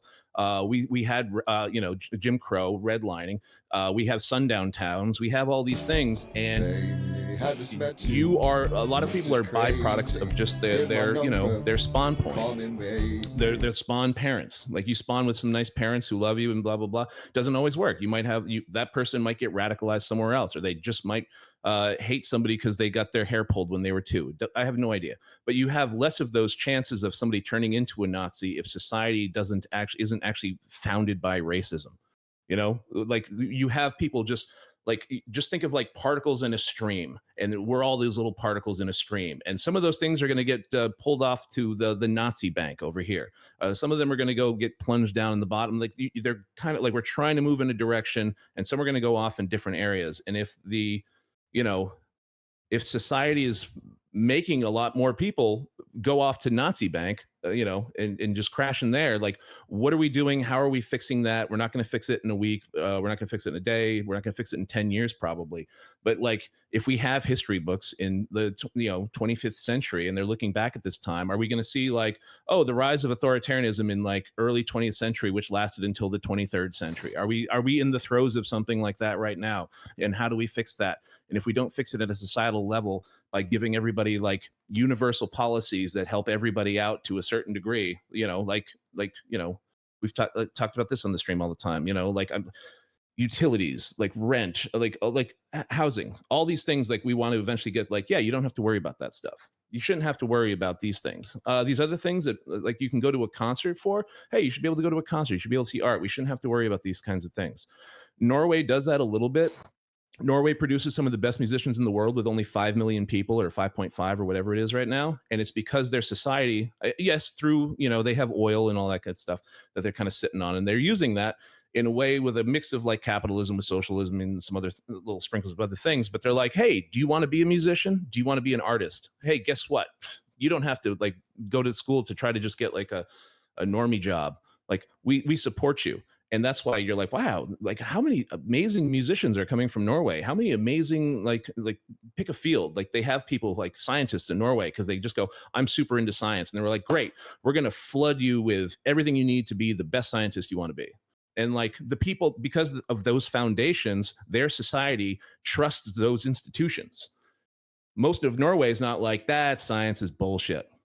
That our scientist is saying they're agreeing because of these institutions that are nurtured and allowed to just continue without too much outside influence. And that's what we're combating right now with the use of. I saw someone in chat earlier say like maybe we don't even have to learn how to read eventually. Maybe that's a capitalistic bully something. I can't remember exactly how it was phrased. And it's like, okay, maybe in the future we can learn by videos. Maybe that's a better thing to do eventually. But the way that we are seeing like the beginnings of AI, probably not. Probably can't trust it yet until we find a way to know what we're watching. Mhm. I'm on a little bit of a weird tangent because I'm trying to catch up because I have like 50 things that I'm trying to respond to, and I'm doing a bad job. That was a comment earlier, leftist, like an hour ago. We reading, like 13th 14th century, we hold reading away from the populace. We don't want them reading. We don't want them getting too smart. And then right now we live in a time where you absolutely need to be to fucking read. We absolutely have to have like literacy in certain fields to just like participate in that meat grinder I was talking about earlier, to get the jobs, to go out and just socialize with people. If you're like, oh, I've never been able to read a lick, then okay, you've only been watching TV and movies. You don't have any like reading foundational skills that you might have picked up your whole life. Audiobooks count. It's just there's so many things when we're talking about one thing, we should know that this one thing that we're talking about has like 10,000 other like currents that are like pushing it, that one thing in different directions. Mhm. And we always like when we talk about these things, too many people just simplify it grossly. Sometimes they will turn it. We accuse the chuds of ones and zeros, and we will do it ourselves too. We jump right to the Highlander shit. Like, oh, nope, they can't do that when we're like trying to like, okay, we're talking about having like this level of support for everybody, and then there's some other things as well on top, like those kinds of So I ways of think looking that at I things. actually have a solution, but I don't know if I'm bugging here. I think you I'll kind vote of for you got for to. when you're 35. You're too young for president, but I'll vote for you. Okay, so you say that, and then I'm gonna use now this example instead of the example I was gonna use. Um, I had a conversation with a guy named Nathaniel. He was my Uber driver on the way to a wedding, and we ended up on the subject of politics. And he said, if you wanted to ever run for president, I'd campaign for you. Not that I'd vote for you, but I'd campaign from you. And I was like, we obviously had the platitudes and everything, and I thought about that for a very long time, that I could just meet somebody randomly and they were like, we need a person like you to lead the country. I don't know if America is ready to think for itself. This is Okay, you brought up Norway. Stop. What happened? I'm slamming on the brakes because you were headed in the right direction, and then you did the thing where you said, "I can't." Right? Like, I don't think America's ready for this, or before we can do this, we got to do that. All right, okay. Let me rephrase. No, you don't have to rephrase. You did exactly the thing that I'm talking about, right? You had a random encounter with a random person, and you gave them ideas in a way that they could incorporate, and that's it. That's literally what I'm talking about when it comes to these kind of things. And to speak with Red said, you've got this one thing that we're doing, and it's got all these other things pushing on it. If you get, like, as an example, there's currently, according to this number, which may or may not be factual, 113 people viewing my stream right now, right? If 113 people all went out and had a good conversation with one other person and moved their needle just a bit, right? Then that's 226 people who might then go on to have a conversation with another person. There's a platitude about, like, kindness, steamrolls, and all that. You know that's what I'm talking about? No, I get you. Okay, that's what I mean, though. How do I make the authority thing? Fuck authority. You did no, it. I was gonna make not the word, the feeling, the trust. Right. Like, trust. I don't know how to get people to trust at this stage. Those people close. Those. Yeah, but we in a different world now. Hello, that was like when the iPhone 6 was out. I missed the home button. Jesse Waters hasn't been able to rap since then. I want him to rap. How do I get people to rap? How do I get that conversation to resonate with someone and then have them take that exact same parable and bring it to the next person? How do I make sure that they pass that along? How do I make sure it changes them? You can't focus on making sure.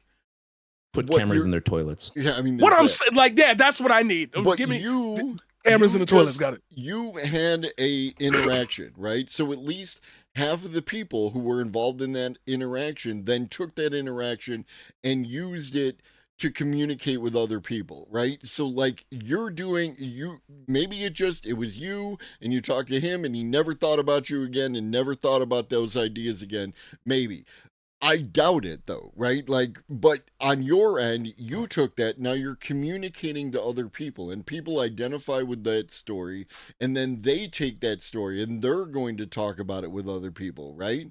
You know, like, when you're describing the thing that you're doing, you've used that particular story at least 3 times that I'm aware of over the course of knowing you over this period of time. Get new fucking stories, Paradigm. Shut the fuck up, Red. Daddy's talking. Nah, he's on it, right? He's on something. But like, let him go. I didn't say he was wrong. That's an example of you doing the thing, and that should be the goal, right? Like, yeah, there are many high ideals that we all have, that people in chat have, and all that other stuff. And I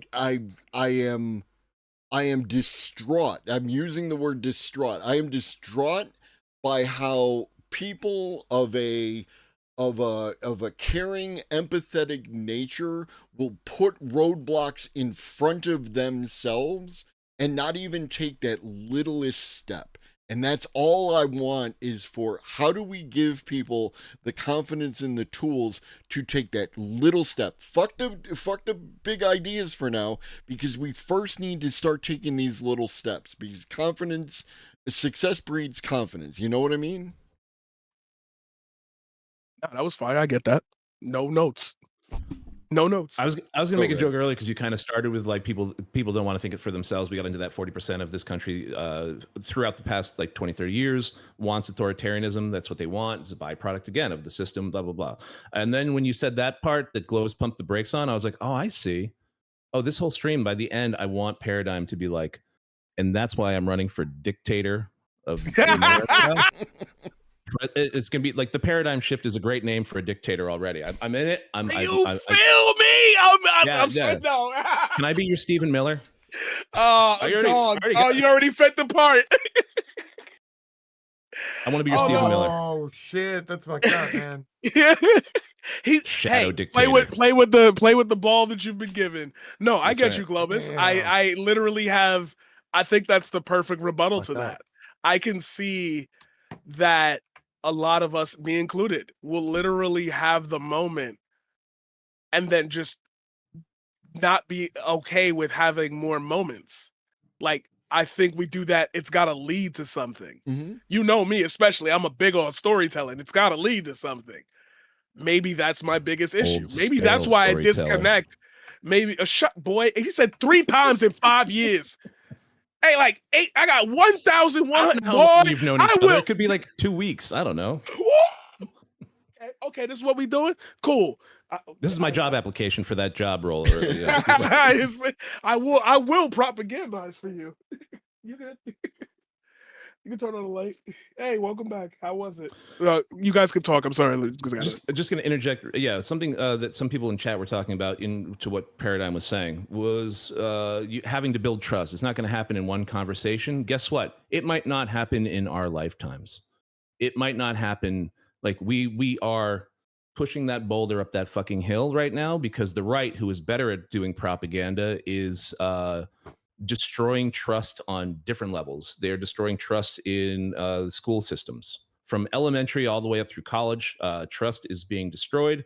They are destroying it in your day-to-day third spaces with conspiracy theories, which is the point of conspiracy theories, is to eliminate common sense. When people just go, oh, we have common sense. The right uses that, by the way. I don't know if you all hear that, but when you hear Donald Trump say, well, we have common sense, and then you hear like JD Vance for the week goes, well, it's all about common sense. It's all about common sense. That's undermining propaganda because they are destroying common sense by all of the policies that they're doing right now, flooding the zone. If we're going to, like, just all the things they're doing are dissolving common sense. Having the National Guard go into cities for protection of the Fed officers who are supposed to be protecting buildings is not that's not common sense. That is completely unconstitutional, et cetera, et cetera. So, like, being able to have a conversation with somebody who still thinks, like, whether it's Jewish space lasers. I heard she had a wonderful thing today that everyone was glowing about, but that's another thing. You have someone dissolving common sense, and then they actually say a few normal sentences, and we're all like, "What the fuck?" Like, that's like, she knew that. And she's like, now's the time to strike with actual common sense type things. And everyone's like, oh my God, can she be president one day? Because we're that fucking stupid. I'm not even trying to be funny with you. I don't know what it is. I was trying to avoid saying this, but the VOD's going to show it. You have absolutely hit the points that we hit every time you left. Like, you've naturally gotten to the sentences and points that we made every time you left. We spoke about that for the hour that you had technical difficulty issues. Okay. Oh, you! Right. I don't got no. I can't do no animations today. Damn, I got a library full of them. The green screen would have went crazy on this. Oh, you got a library of them, do you? Okay, all right. Fellow Chucker, eh? Uh-oh. Here we go. No, it's I'm good. I'm good. I'm good. Somebody's shooting me in my chat. I don't have my chat up, so I don't know who's firing at me. But. No, the conversations building trust. It's going to take a lot. It's going to take like so many more people than just like 0.5% of the population in every town trying to build up a little bit more trust. There actually has to be an underlying foundation of supporting propaganda that the left has to do. And when our only answer is build communities. Right. Do community things. Okay, what does that mean? Because they need to be told what to do sometimes. You need to, like, here's the community, and this is what we've set up, and here's the awesome thing that you can do. And we have these after school programs, we have these after work programs, we have, we're renting a community space, from for the late night workers who like miss out on daytime shit. Like, nurses, my wife's a nurse. She does night shift stuff. She wakes up at 3 or 4 p.m. West Coast time. So news has happened and she wakes up and watches the news for a little bit. But if you're like, oh, like we have nighttime stuff for nighttime people who who are like our society shuts down in most places except for a few cities after 9 p.m. Mhm. How do we extend that to allow more people who do those jobs at night to have more say, to learn more things, to touch grass with people in those third and fourth spaces? Not gonna lie, but if we were to like actually apply a thing to that, like a practical thing, I would just simply stop making requirements for these spaces. So a big thing about after school spaces, especially James knows this. I'm not sure how well it works upstate New York, so I'm not gonna speak on Globus. But in New York City, we have like requirements for how many children need to be in an after school program to receive funding. And like if we get Sure, less yeah. kids on an average in any given month, they'll send us less food. So we can't feed as many kids. So because of that, it puts us in a very tight bind where we end up having to inflate our numbers, like maybe with an elementary school program, we market it as daycare. It's that. I think that one of the core tenets of what we'd have to change is in these conversations, we have to make people see that things that they want to do, they don't have the opportunity to. I think that would be a nice first step because a lot Yeah. of what we end up failing on with these community centers and these places that open is that they require a little bit too much out of the community and participation wise for it to be, oh, don't do that. Now I'm going, I can't stop her. She wants to type. They can hear you. Um, don't use all the curse words that I taught you. Um, I was just about to say, and then she just came in the door, and I'm about to kick you right out. Oh, a nurse is what you wanted to type? All right, get out of here. Bye. Bye. That was Like good. hers. I was about to say I had to leave to go pick her up at her after school thing, and ours is decently funded, which is why we moved to where we moved to. But like they still have parameters too. Like if we don't have this many kids, we're going to cut the funding. Same exact thing. But a lot of these places are like, we're going to end that program. If you don't get enough people, we're going to end that program. And it's harder to build something than to just take it away, right? So a lot of people who want to like, end these programs so they can save a little money to give bigger tax breaks to themselves and their class, their cliques. Like we need to. Oh my god. Go ahead. Someone else talk. I'm going to mute this. I was gonna say, you should get an interruption counter like I have. When my dad was around, when I was at my dad's house, we'd have a counter for every time he'd interrupt me. And what is it at like 98 now? And it's just fun to keep track of. I got you. Yeah, I would lessen the requirements. I think that's where Twitch and all these other places excel, and that's why I kind of want people who stream on this platform to take themselves a little bit more serious with what they like and what they love because Ish, it's clear and obvious that like people you. come to watch us because they trust us. They find some form of entertainment in us. We cover things that are not generally covered by the larger streamers. We do things, we express things, we feel things that can connect with people on a more personal basis. And while we can go into the idea of parasociability and whatever, at the end of the day, if this is where people come to get Where's the slash? when people come to get their for lack of a better term fix, it's something that improves their well-being or it's something that makes them feel something that they didn't think of. Maybe the small step is what you had said earlier, understanding that that one person is enough. And sometimes we got to be okay with being the one person for the one person. We may not we may not live to see something sprout from that, but if you really got the good intention and you know what you're talking about, it'll do what it needs to do. And I think we got to be more confident in knowing that we can do that we do that. 100%. I heard the last 2/3 of that because I was worried about whatever she was going to type. I don't know what that means. I don't know if you'd be in the same similar car you would get in. I don't know what that means. No idea. She's moved on past banana and ooh. The other thing that I wanted to talk about with what you were saying with the funding for the programs, that is just another layer on top of the foundational, like built racist foundation that we have with schools being funded by property values, right? So like we have to deal with this kind of a thing where we have to put out some like propaganda from the left to let everybody know like this is a thing that happens. So like Beverly Hills kids get 32,000 a year spent on them by the Fed and the state uh per year, like a college. Or I don't know what colleges are. Are they still in the 30,000s or are we going higher anymore? I went to college 20 years ago. God, 25 years ago. Fuck. Yeah, not a good college. Like Yeah, exactly. yeah, Detroit is the has the lowest funding. They are right around like 9,000. I think it's like 8,800, and our school has barely more than that, but it's considered a good school program because they keep asking the parents to fund everything. Every other day you get like, please give us money, please give us money. And I guess the parents are. I don't. I'm broke, but like the parents do apparently because we have like good schools. We're highly rated school systems, but we still have the chuds chipping away. Like, why are we paying for this? What are we doing for this? And they are starting to do the chipping away. They are very good at doing propaganda. So you have chud parents already fighting to destroy the school systems here, which they should they should be proud of their school system. They should be like, hey, this is awesome, but they don't want to because they get their talking points from up high, and then they hear like, yeah, schools are just how are we getting?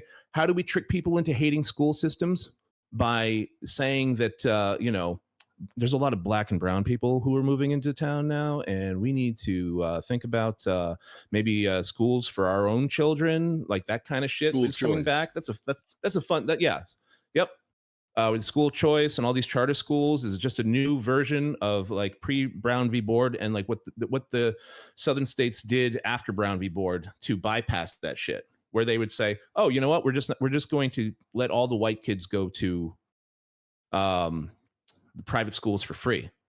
There you go. We solved it. Now we don't have to integrate. And then like up to 12 years this was happening.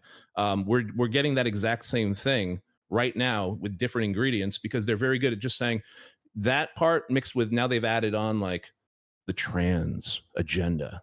That's what's being taught in schools. Now, just fantasy land. Your kid could go to school Jeff and come back Jennifer.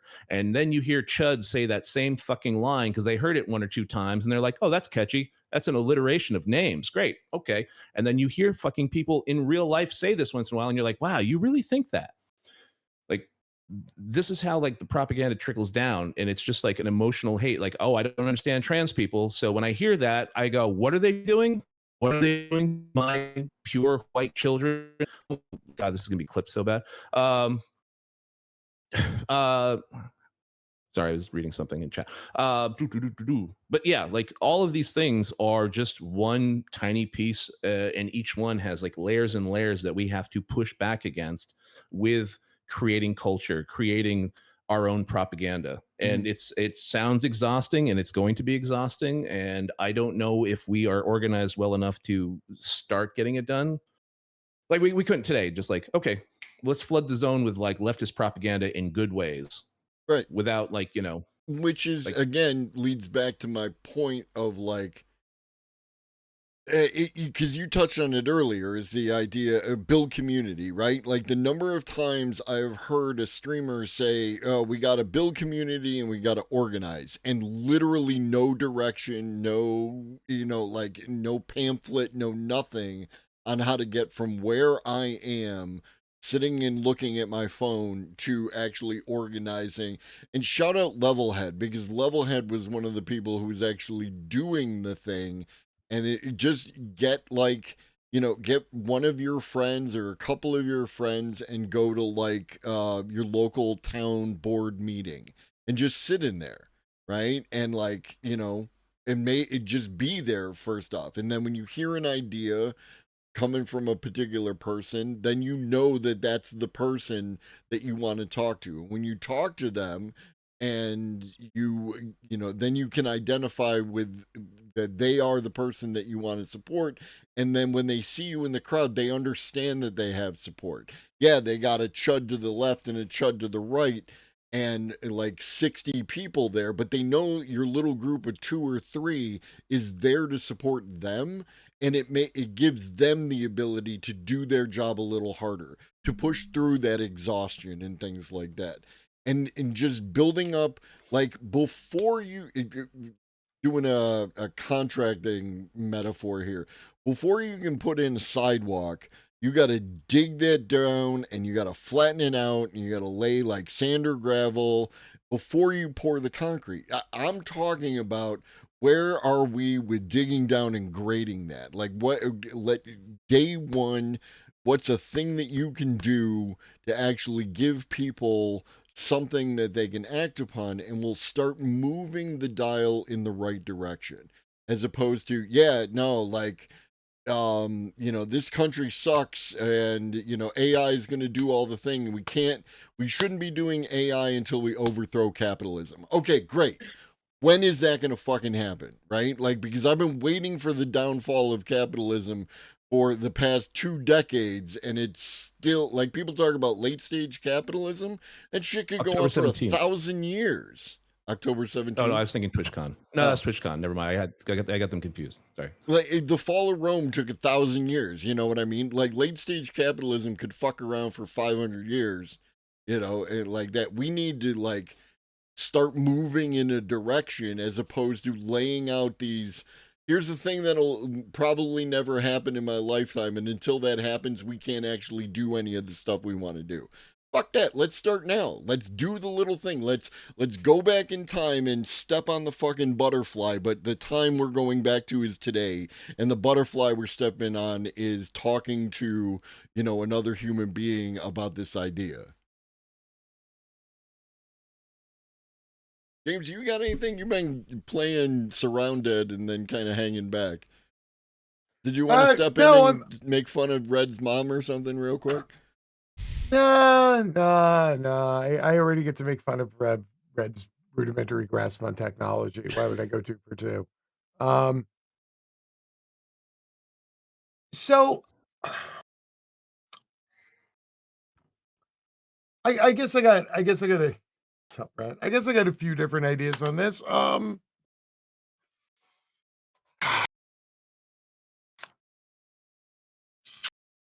So regarding all the hog stuff, going back to, I think, what Red was saying about, the hogs have this and they have this and they have this, and because they're better at marketing. And I hear this a lot from people, where people go, "Oh, they're better at marketing." But the same people who say that the right is terrible at marketing, also say that the right are horrible at writing, they're horrible at humor, they're horrible at music, they're horrible at art, they're horrible at fucking communicating I'll get some Laura emotions. Trump on. Like, I'm just saying, it seems really weird to me that, the enemy is both weak yet strong simultaneously. Where have I heard that again before? Um, Body, like Fascists. They're just like us. body. I mean, this I don't like the left narrative that the right is so far ahead. It's not that the right is so far ahead, it's that the right has buy-in from their people. They're not ahead on marketing, they're ahead on internal organizing. They're ahead um on bringing people around to the megaphone. Like, their marketing isn't any better. Like, saying, like, the right is, oh, they're just really, they're much better at marketing. No, actually, they're very simple at marketing. They do very rudimentary shit. It's just that they happen to stumble upon the fact that the people that they're marketing to are very rudimentary people who only want to hear rudimentary ideas, and the people on the left see that and go, "Oh, well, we're so much better than that. I can come up with a 38-point plan to describe our marketing." And while the left is creating their 38-point plan to explain all the reasons why they're so much better than the right, who are just a bunch of brutish orangutans, the brutish orangutans are kicking the Democratic Party's ass from pillar to post. Because fucking, partially to Globus's point of maybe just shit or get off the pot, rather than having a fucking philosophical conversation with yourself about the quality of your turds. Maybe, like, just do the thing today. And it kills me that part of this is the intimidation that, that the right is simultaneously so much better at marketing that they're shitty at every last aspect of anything that feeds into what creates marketing. They're literally like all the same people who say the right are fucking so awesome at propaganda and marketing are the same people who say the right is horrible at music, art, talking, fucking expressing themselves. Like Ooh, it boggles my fucking mind. if we're really doing that, can I maybe answer why that happens? I'm not sure, but this is I'm now we're going into a little. It feels like what you're describing is Thank you, Leftist Corporation, by the way. Yeah, go ahead. the it feels like what you're describing is like it's the difference between putting a win button in a fighting game and getting your ass beat multiple like hundreds of times to learn something. I think that when you finally get the payoff, the rights payoff is right there. The rights payoff is, look, we won. Suck it, losers. The left's payoff was we got Joe Biden. Where's where's the healthcare? Where's the promises you ran on? Where's this? I'm the left. How is that? How is that? How is that a? How is I that voted for Joe Biden. Did your life get better? I thought didn't he summer. didn't he like aid and facilitate and like the setting the stage for the Trump presidency? Is this not a thing that we is this not a thing that we know? Is it like Biden Biden Biden not great at job? I Biden not think What? Biden not great at job. to speak to that, right? And to speak what's going on in chat, like the idea, like, let's go Brandon, right? Like, I Yeah. understand that let's go Brandon was dumb, but it was really easy to internalize. And what's funny is to bring it back around to the whole sports ball thing is the tempo of that. Like, I live in Buffalo. You go to a Sabres game, which is the hockey team. It's let's go Sabres, right? Like, it's that same kind of really easy to internalize thing as opposed to let's go have a nuanced conversation about the benefits of a multivariate analysis of the housing situation and like it doesn't flow.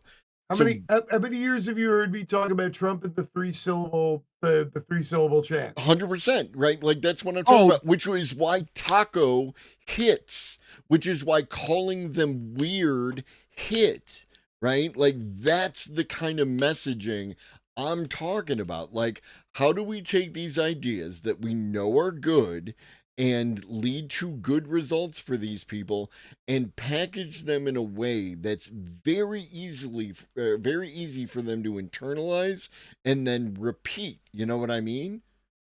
Right, CRT and DEI. They don't even mean what they think they mean. They just know when they say CRT, it equals bad. So how do we give them something? Give common folk, give morons. Right. If you understood that reference, I love you.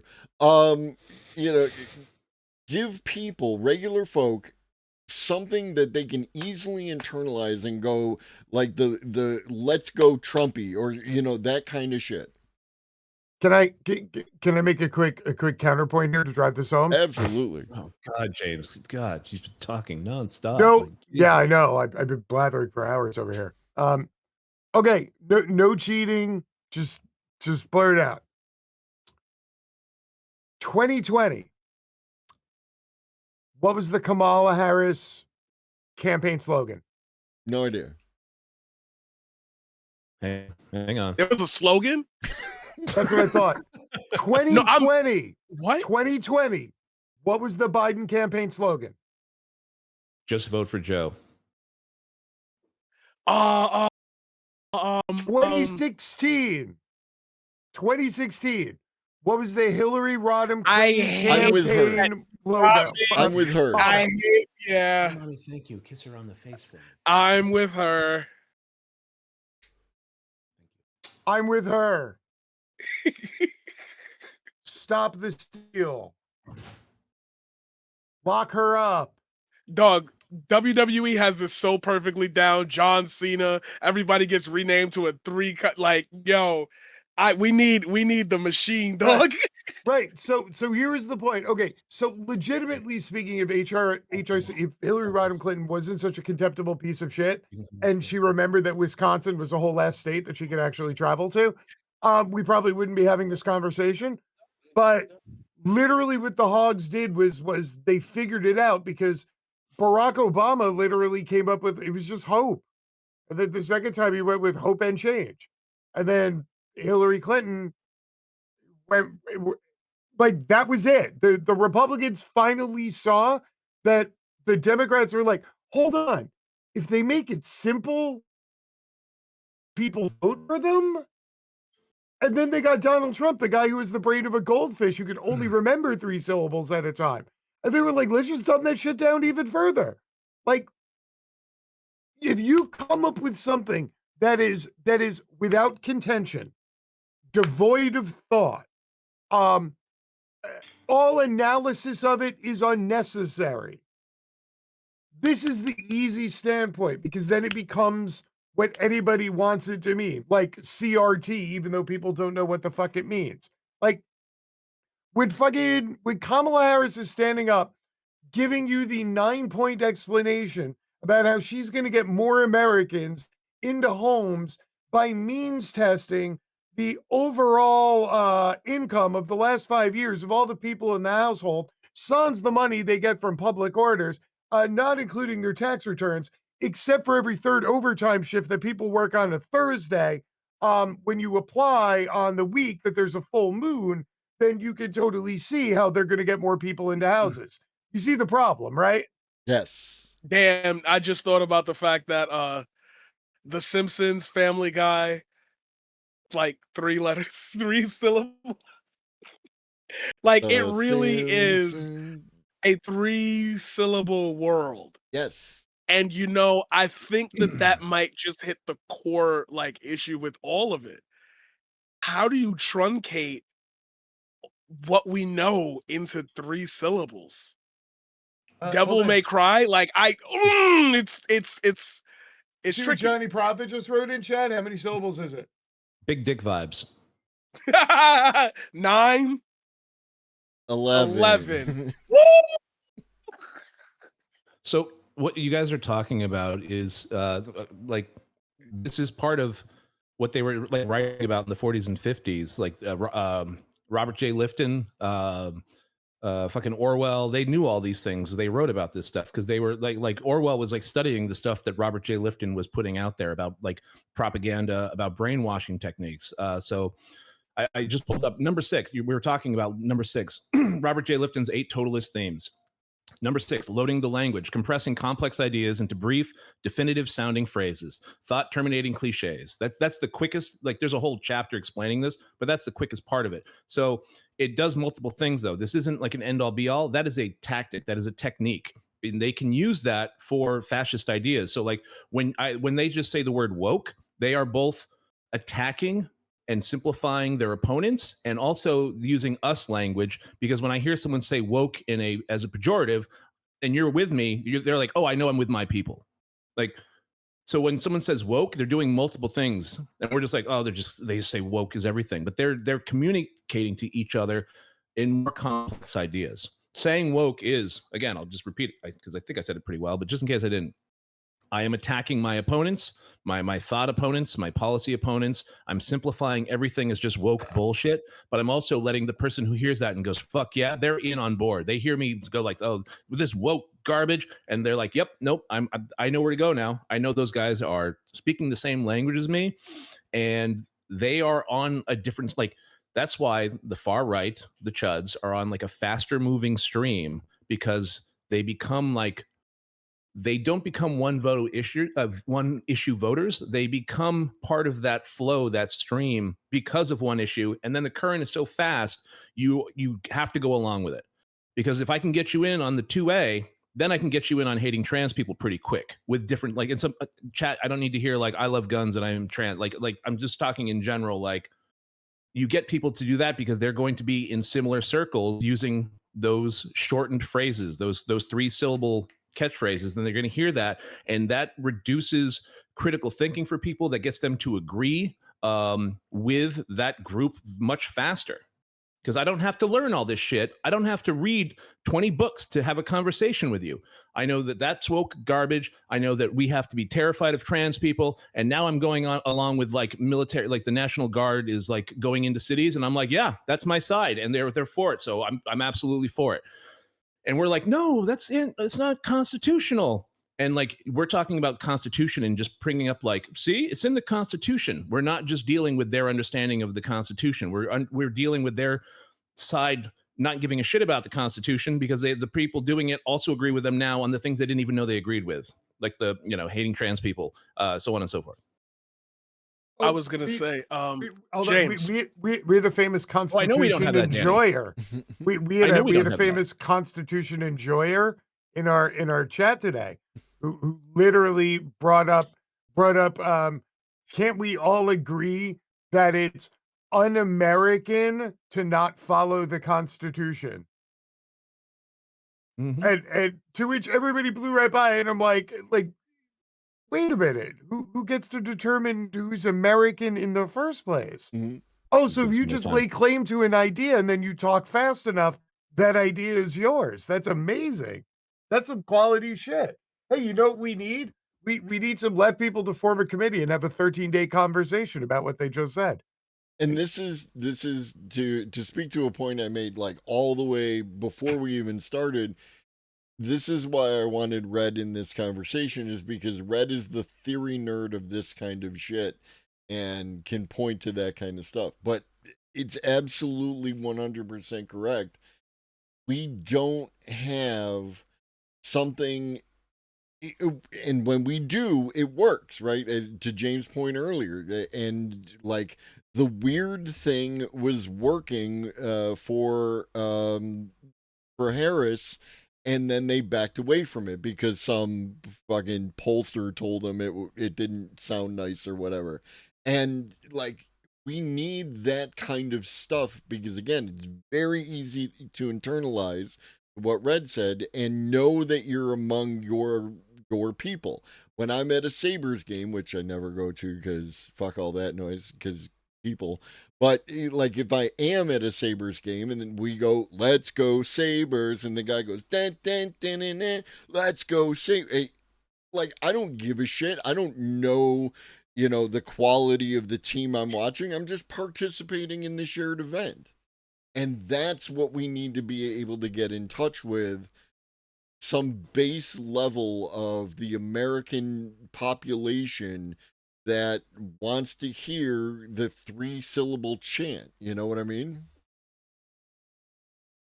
Yeah. I spoke this that I was saying I find it very funny that You're breaking up, we're doing this because Paradigm. the court. Oh, Skibbity- hold on. It's not you. It's literally just the share stream thing. I think you're good. I think you're good. Oh, like you can still hear me? Yeah, No, that was crapping out too. yeah. Can you? Now you're good. you're Now good. you're good. Okay, the internet's going out. Yeah. You can hear me? Okay, we good? Yeah. No? Yes? No? Yes. Pop off. Yes. Thumbs up. You making fun of me? I can No. see you. Yes. Speak. Okay, good. I can see you, Redolent. Don't make fun of me. I think about Free Gaza and how Eyes on Rafa. I wonder if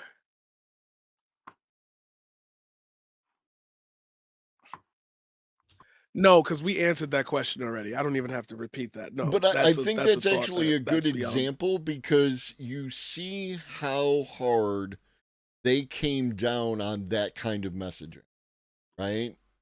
Yes. And that, I think, is indicative of how easy it was for them to, or for it to be internalized by other people, right? Like it made sense to them because it was, it was a very simple set of words, right? And they could get a lot, yeah, free. People should be free. Everyone should be free. And Gaza must not be free if they're saying free Gaza. So boom, like it's super easy to internalize that. So build on that kind of thing. And if they're coming at you that hard, it's because we're not like there's a thing, not that anyone should ever do anything, but like there's a thing that certain countries have used in their protests, that rather than forming a large mass group that engages in a confrontation with the whatever, they use a bunch of smaller groups all over the place, which stretches out the resources. That's yes, the right is better funded, and the chuds always have more money and like that. That's not going to change, right? That's just the state of the environment and the state of play we exist in. If we want to do something, we're going to have to do it within that environment. So how do we do that? It's smaller things. It's like more direct, build on our strengths. Empathy and connection and community and all those kind of things, and being smaller, decentralized places to stretch their resources where they can't come down on hard on this one thing because it's happening all over. Does that make sense? You follow me? Yes, and I think that's one of the biggest or main reasons why people are so protective over their spaces. I think that's what they fear, is that the co-opting of anything outside of their sphere will eventually expose them to people who don't exactly follow their train of thought all the way down. It's like, I knew you was, cool because, you gay. But like, I didn't know you was hardcore. We need to abolish capitalism and communism is great. And I love the Soviet Union. And they just start saying shit. And it's like, that's not at all what I thought. But, like, I also don't agree with the current administration, so what's the move here? And it's like, I don't agree either, but can't you tell things are getting better? And we've lost immediately because we don't know how to finish that off with a, "Hey, this isn't a judgment of your character, I just think you're misled." We take these things as judgment of character. And that's why I think these slogans and these examples that we constantly say the right is so much better than, I just think it's just simpler. The idea is shitty, but it's presented to them simpler. It's mashed potatoes and corn on a nice paper plate. We're trying to serve them a T-bone, a porterhouse steak, fresh asparagus, your little dollop of scallop potatoes. You got all the trimmings, and it's like, this is a great meal. Why don't you want it? And it's because you're serving it to me on a garbage plate. You're serving it to me on a garbage lid. Like, the meal is enticing, yes, but why are you serving it to me on a garbage plate? And you're like, why do you care? Just And it's I'm gonna go also the better other way with food. that. Actually, the mashed I'm gonna go the other potato. way. I'm gonna say real you're quick, trying the to give. mashed potatoes and corn is ready to go right now, and your T-bone steak is going to take an hour and a half in order to get to the point where we can eat it. Go ahead, At Red. Go least, ahead, Red. I need that meat I was tender. gonna say I'd go a different way with the analogy. I would say like we're trying to give people a T-bone steak with all those things, but we're doing it with like molecular gastronomy type shit. So instead of seeing that T-bone steak, we're giving it to you in like a gelatin spoon with like a socialism air on the plate with a dash of like dehydrated and crumbled, like we're like, people are like, is this fucking food? Like, what is Right. this? And you're like, that's I a like that. T-bone steak. That is a 16-ounce T-bone steak, and we have reduced it, and we've used some blah blah blah to reduce it to a little white bubble on the fucking miso fucking soup spoon. Enjoy, and you're like, the fuck is this? I'm like, no, it's fantastic. Trust me. And you're like, how much is this going to cost us? Like, don't worry. Like, I give you pill. It tastes like it makes you feel full. yeah, Ozempic.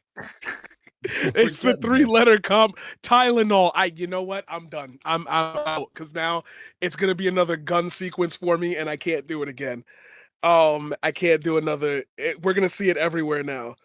For those of you who don't know, every story canonically needs a gun in it in order to show the ultimate.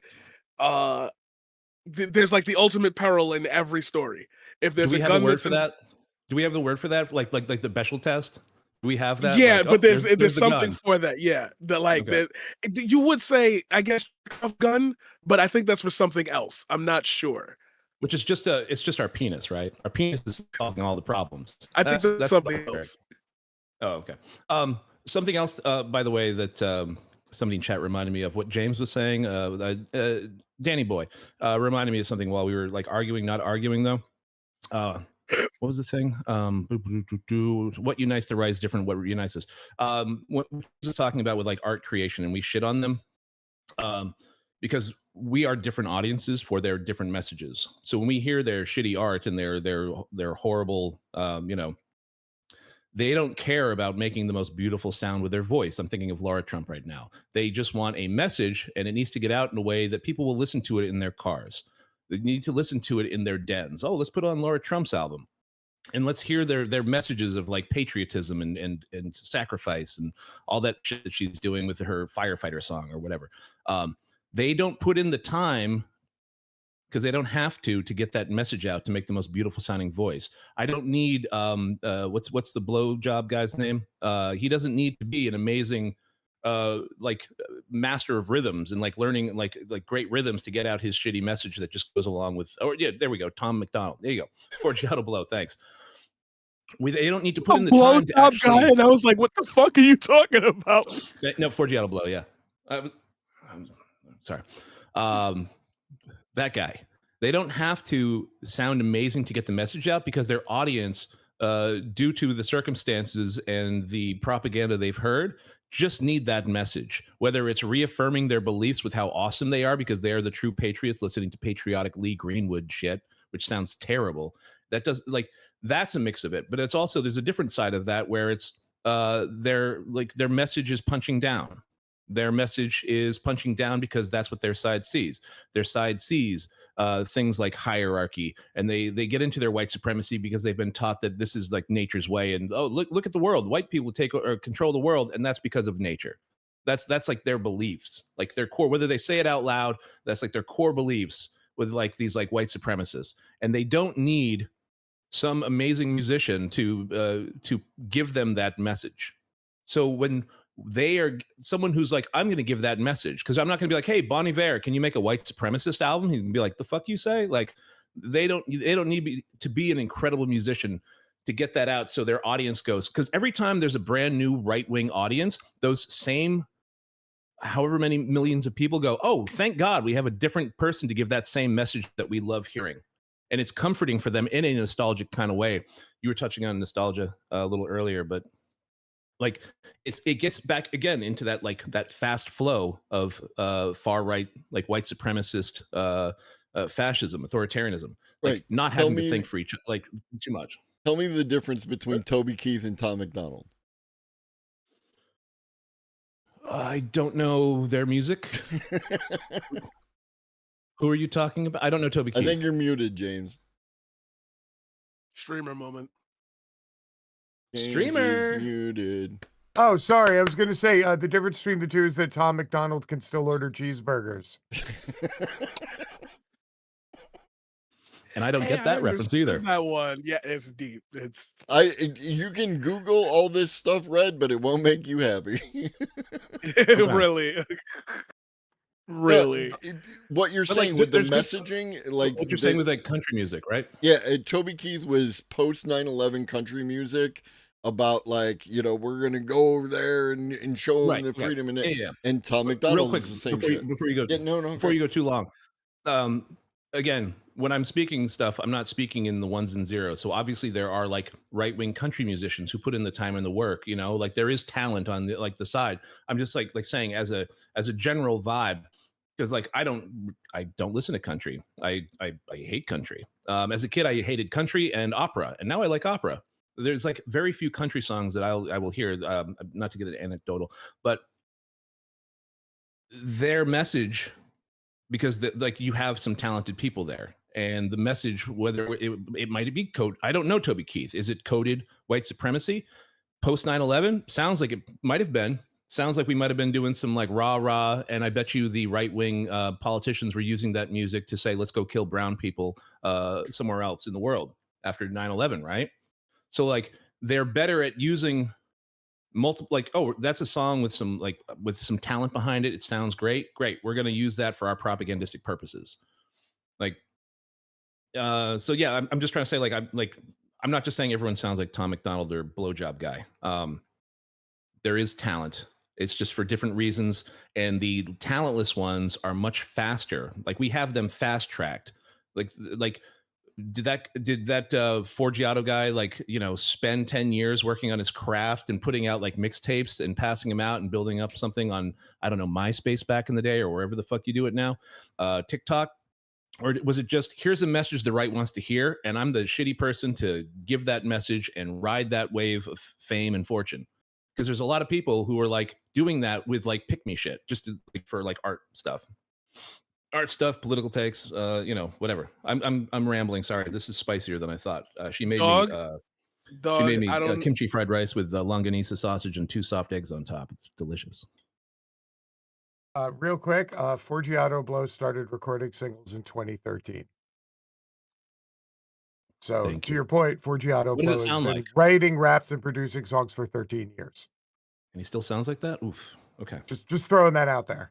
Just Uh, saying. Was it right wing though? I'm just curious. Unless I am wrong here, hold on. Because a terrible musician normally gets weeded out with being bad, and no one wants to hear that message. So Let's see. His first pivot to track, something. was called "Catch Up to My Campaign." So I would say so.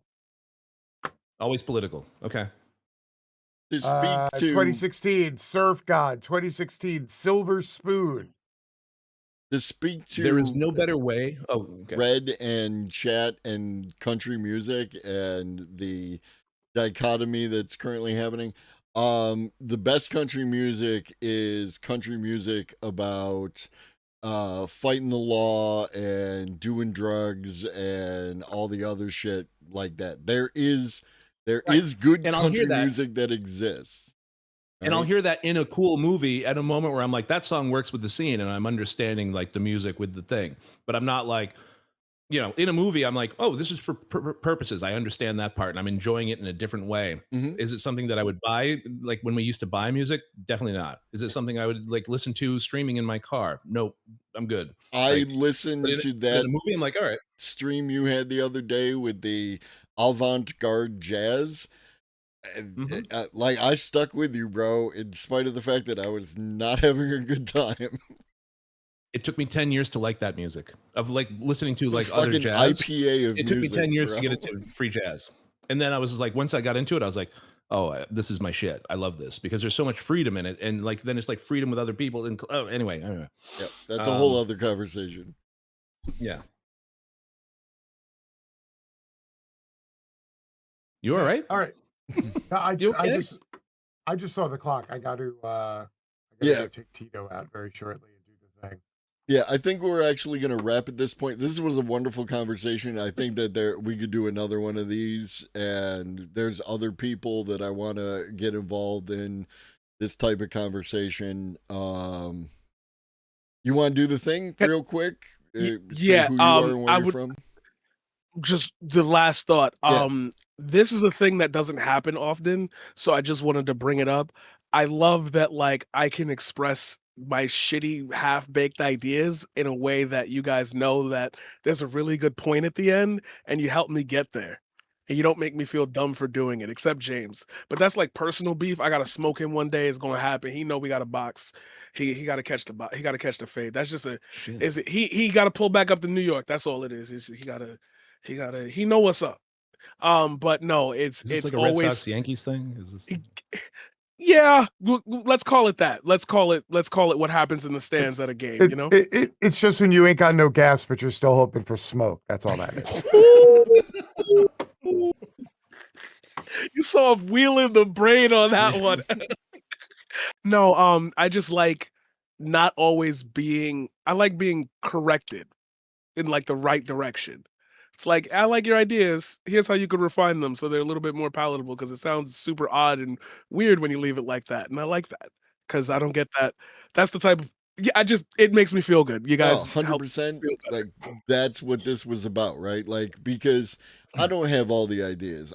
I consider myself a smart guy. Other people consider me a smart guy, but I have blind spots just like everybody else, and I want to get the ideas out there and I want to talk them through and I want people to give me You know, I don't need to know how something can fail. I know how the myriad of ways anything can fail.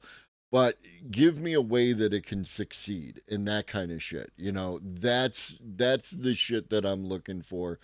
And y'all are you're intelligent, and not just intelligent, but you're smart, and you work through your opinions, and when you're confronted with new information, you can analyze it alongside the information you already had and incorporate the new information or reject it based on its merits. Like these are the people that I fuck with, you know, like that kind of thing. And that's it. Y'all are great. Twitch.tv/the_paradigm_shift. Make sure to get that Twitch gives you back the username that I so rightfully deserve and get rid of these underscores. You can find me on YouTube at the same name. You already know the vibes. I do poetry and I be rapping sometimes. And me and Globus are gonna play Dying Light, and that's all I got for you. Yeah. I'm James. I probably don't like you. It's true. Brad? That was hard. Hi, Redolin Thought. I'm E, and Redolin_Thought, and our channel gets stupid, but we also do this stuff from time to time. And I've already had these other two on. I got to get Paradigm on the late night stream. We do go past 2 when like the zombies are out. So, you know, or Again, 10 another o'clock thing in that we Europe. touched on. We Yeah. touched on what it was called. Yeah. No, I heard you say that part. I heard you say that. Oh, okay. Yeah. Real Yeah. sickos come out at night, but I got you one day. Don't worry. We'll be up.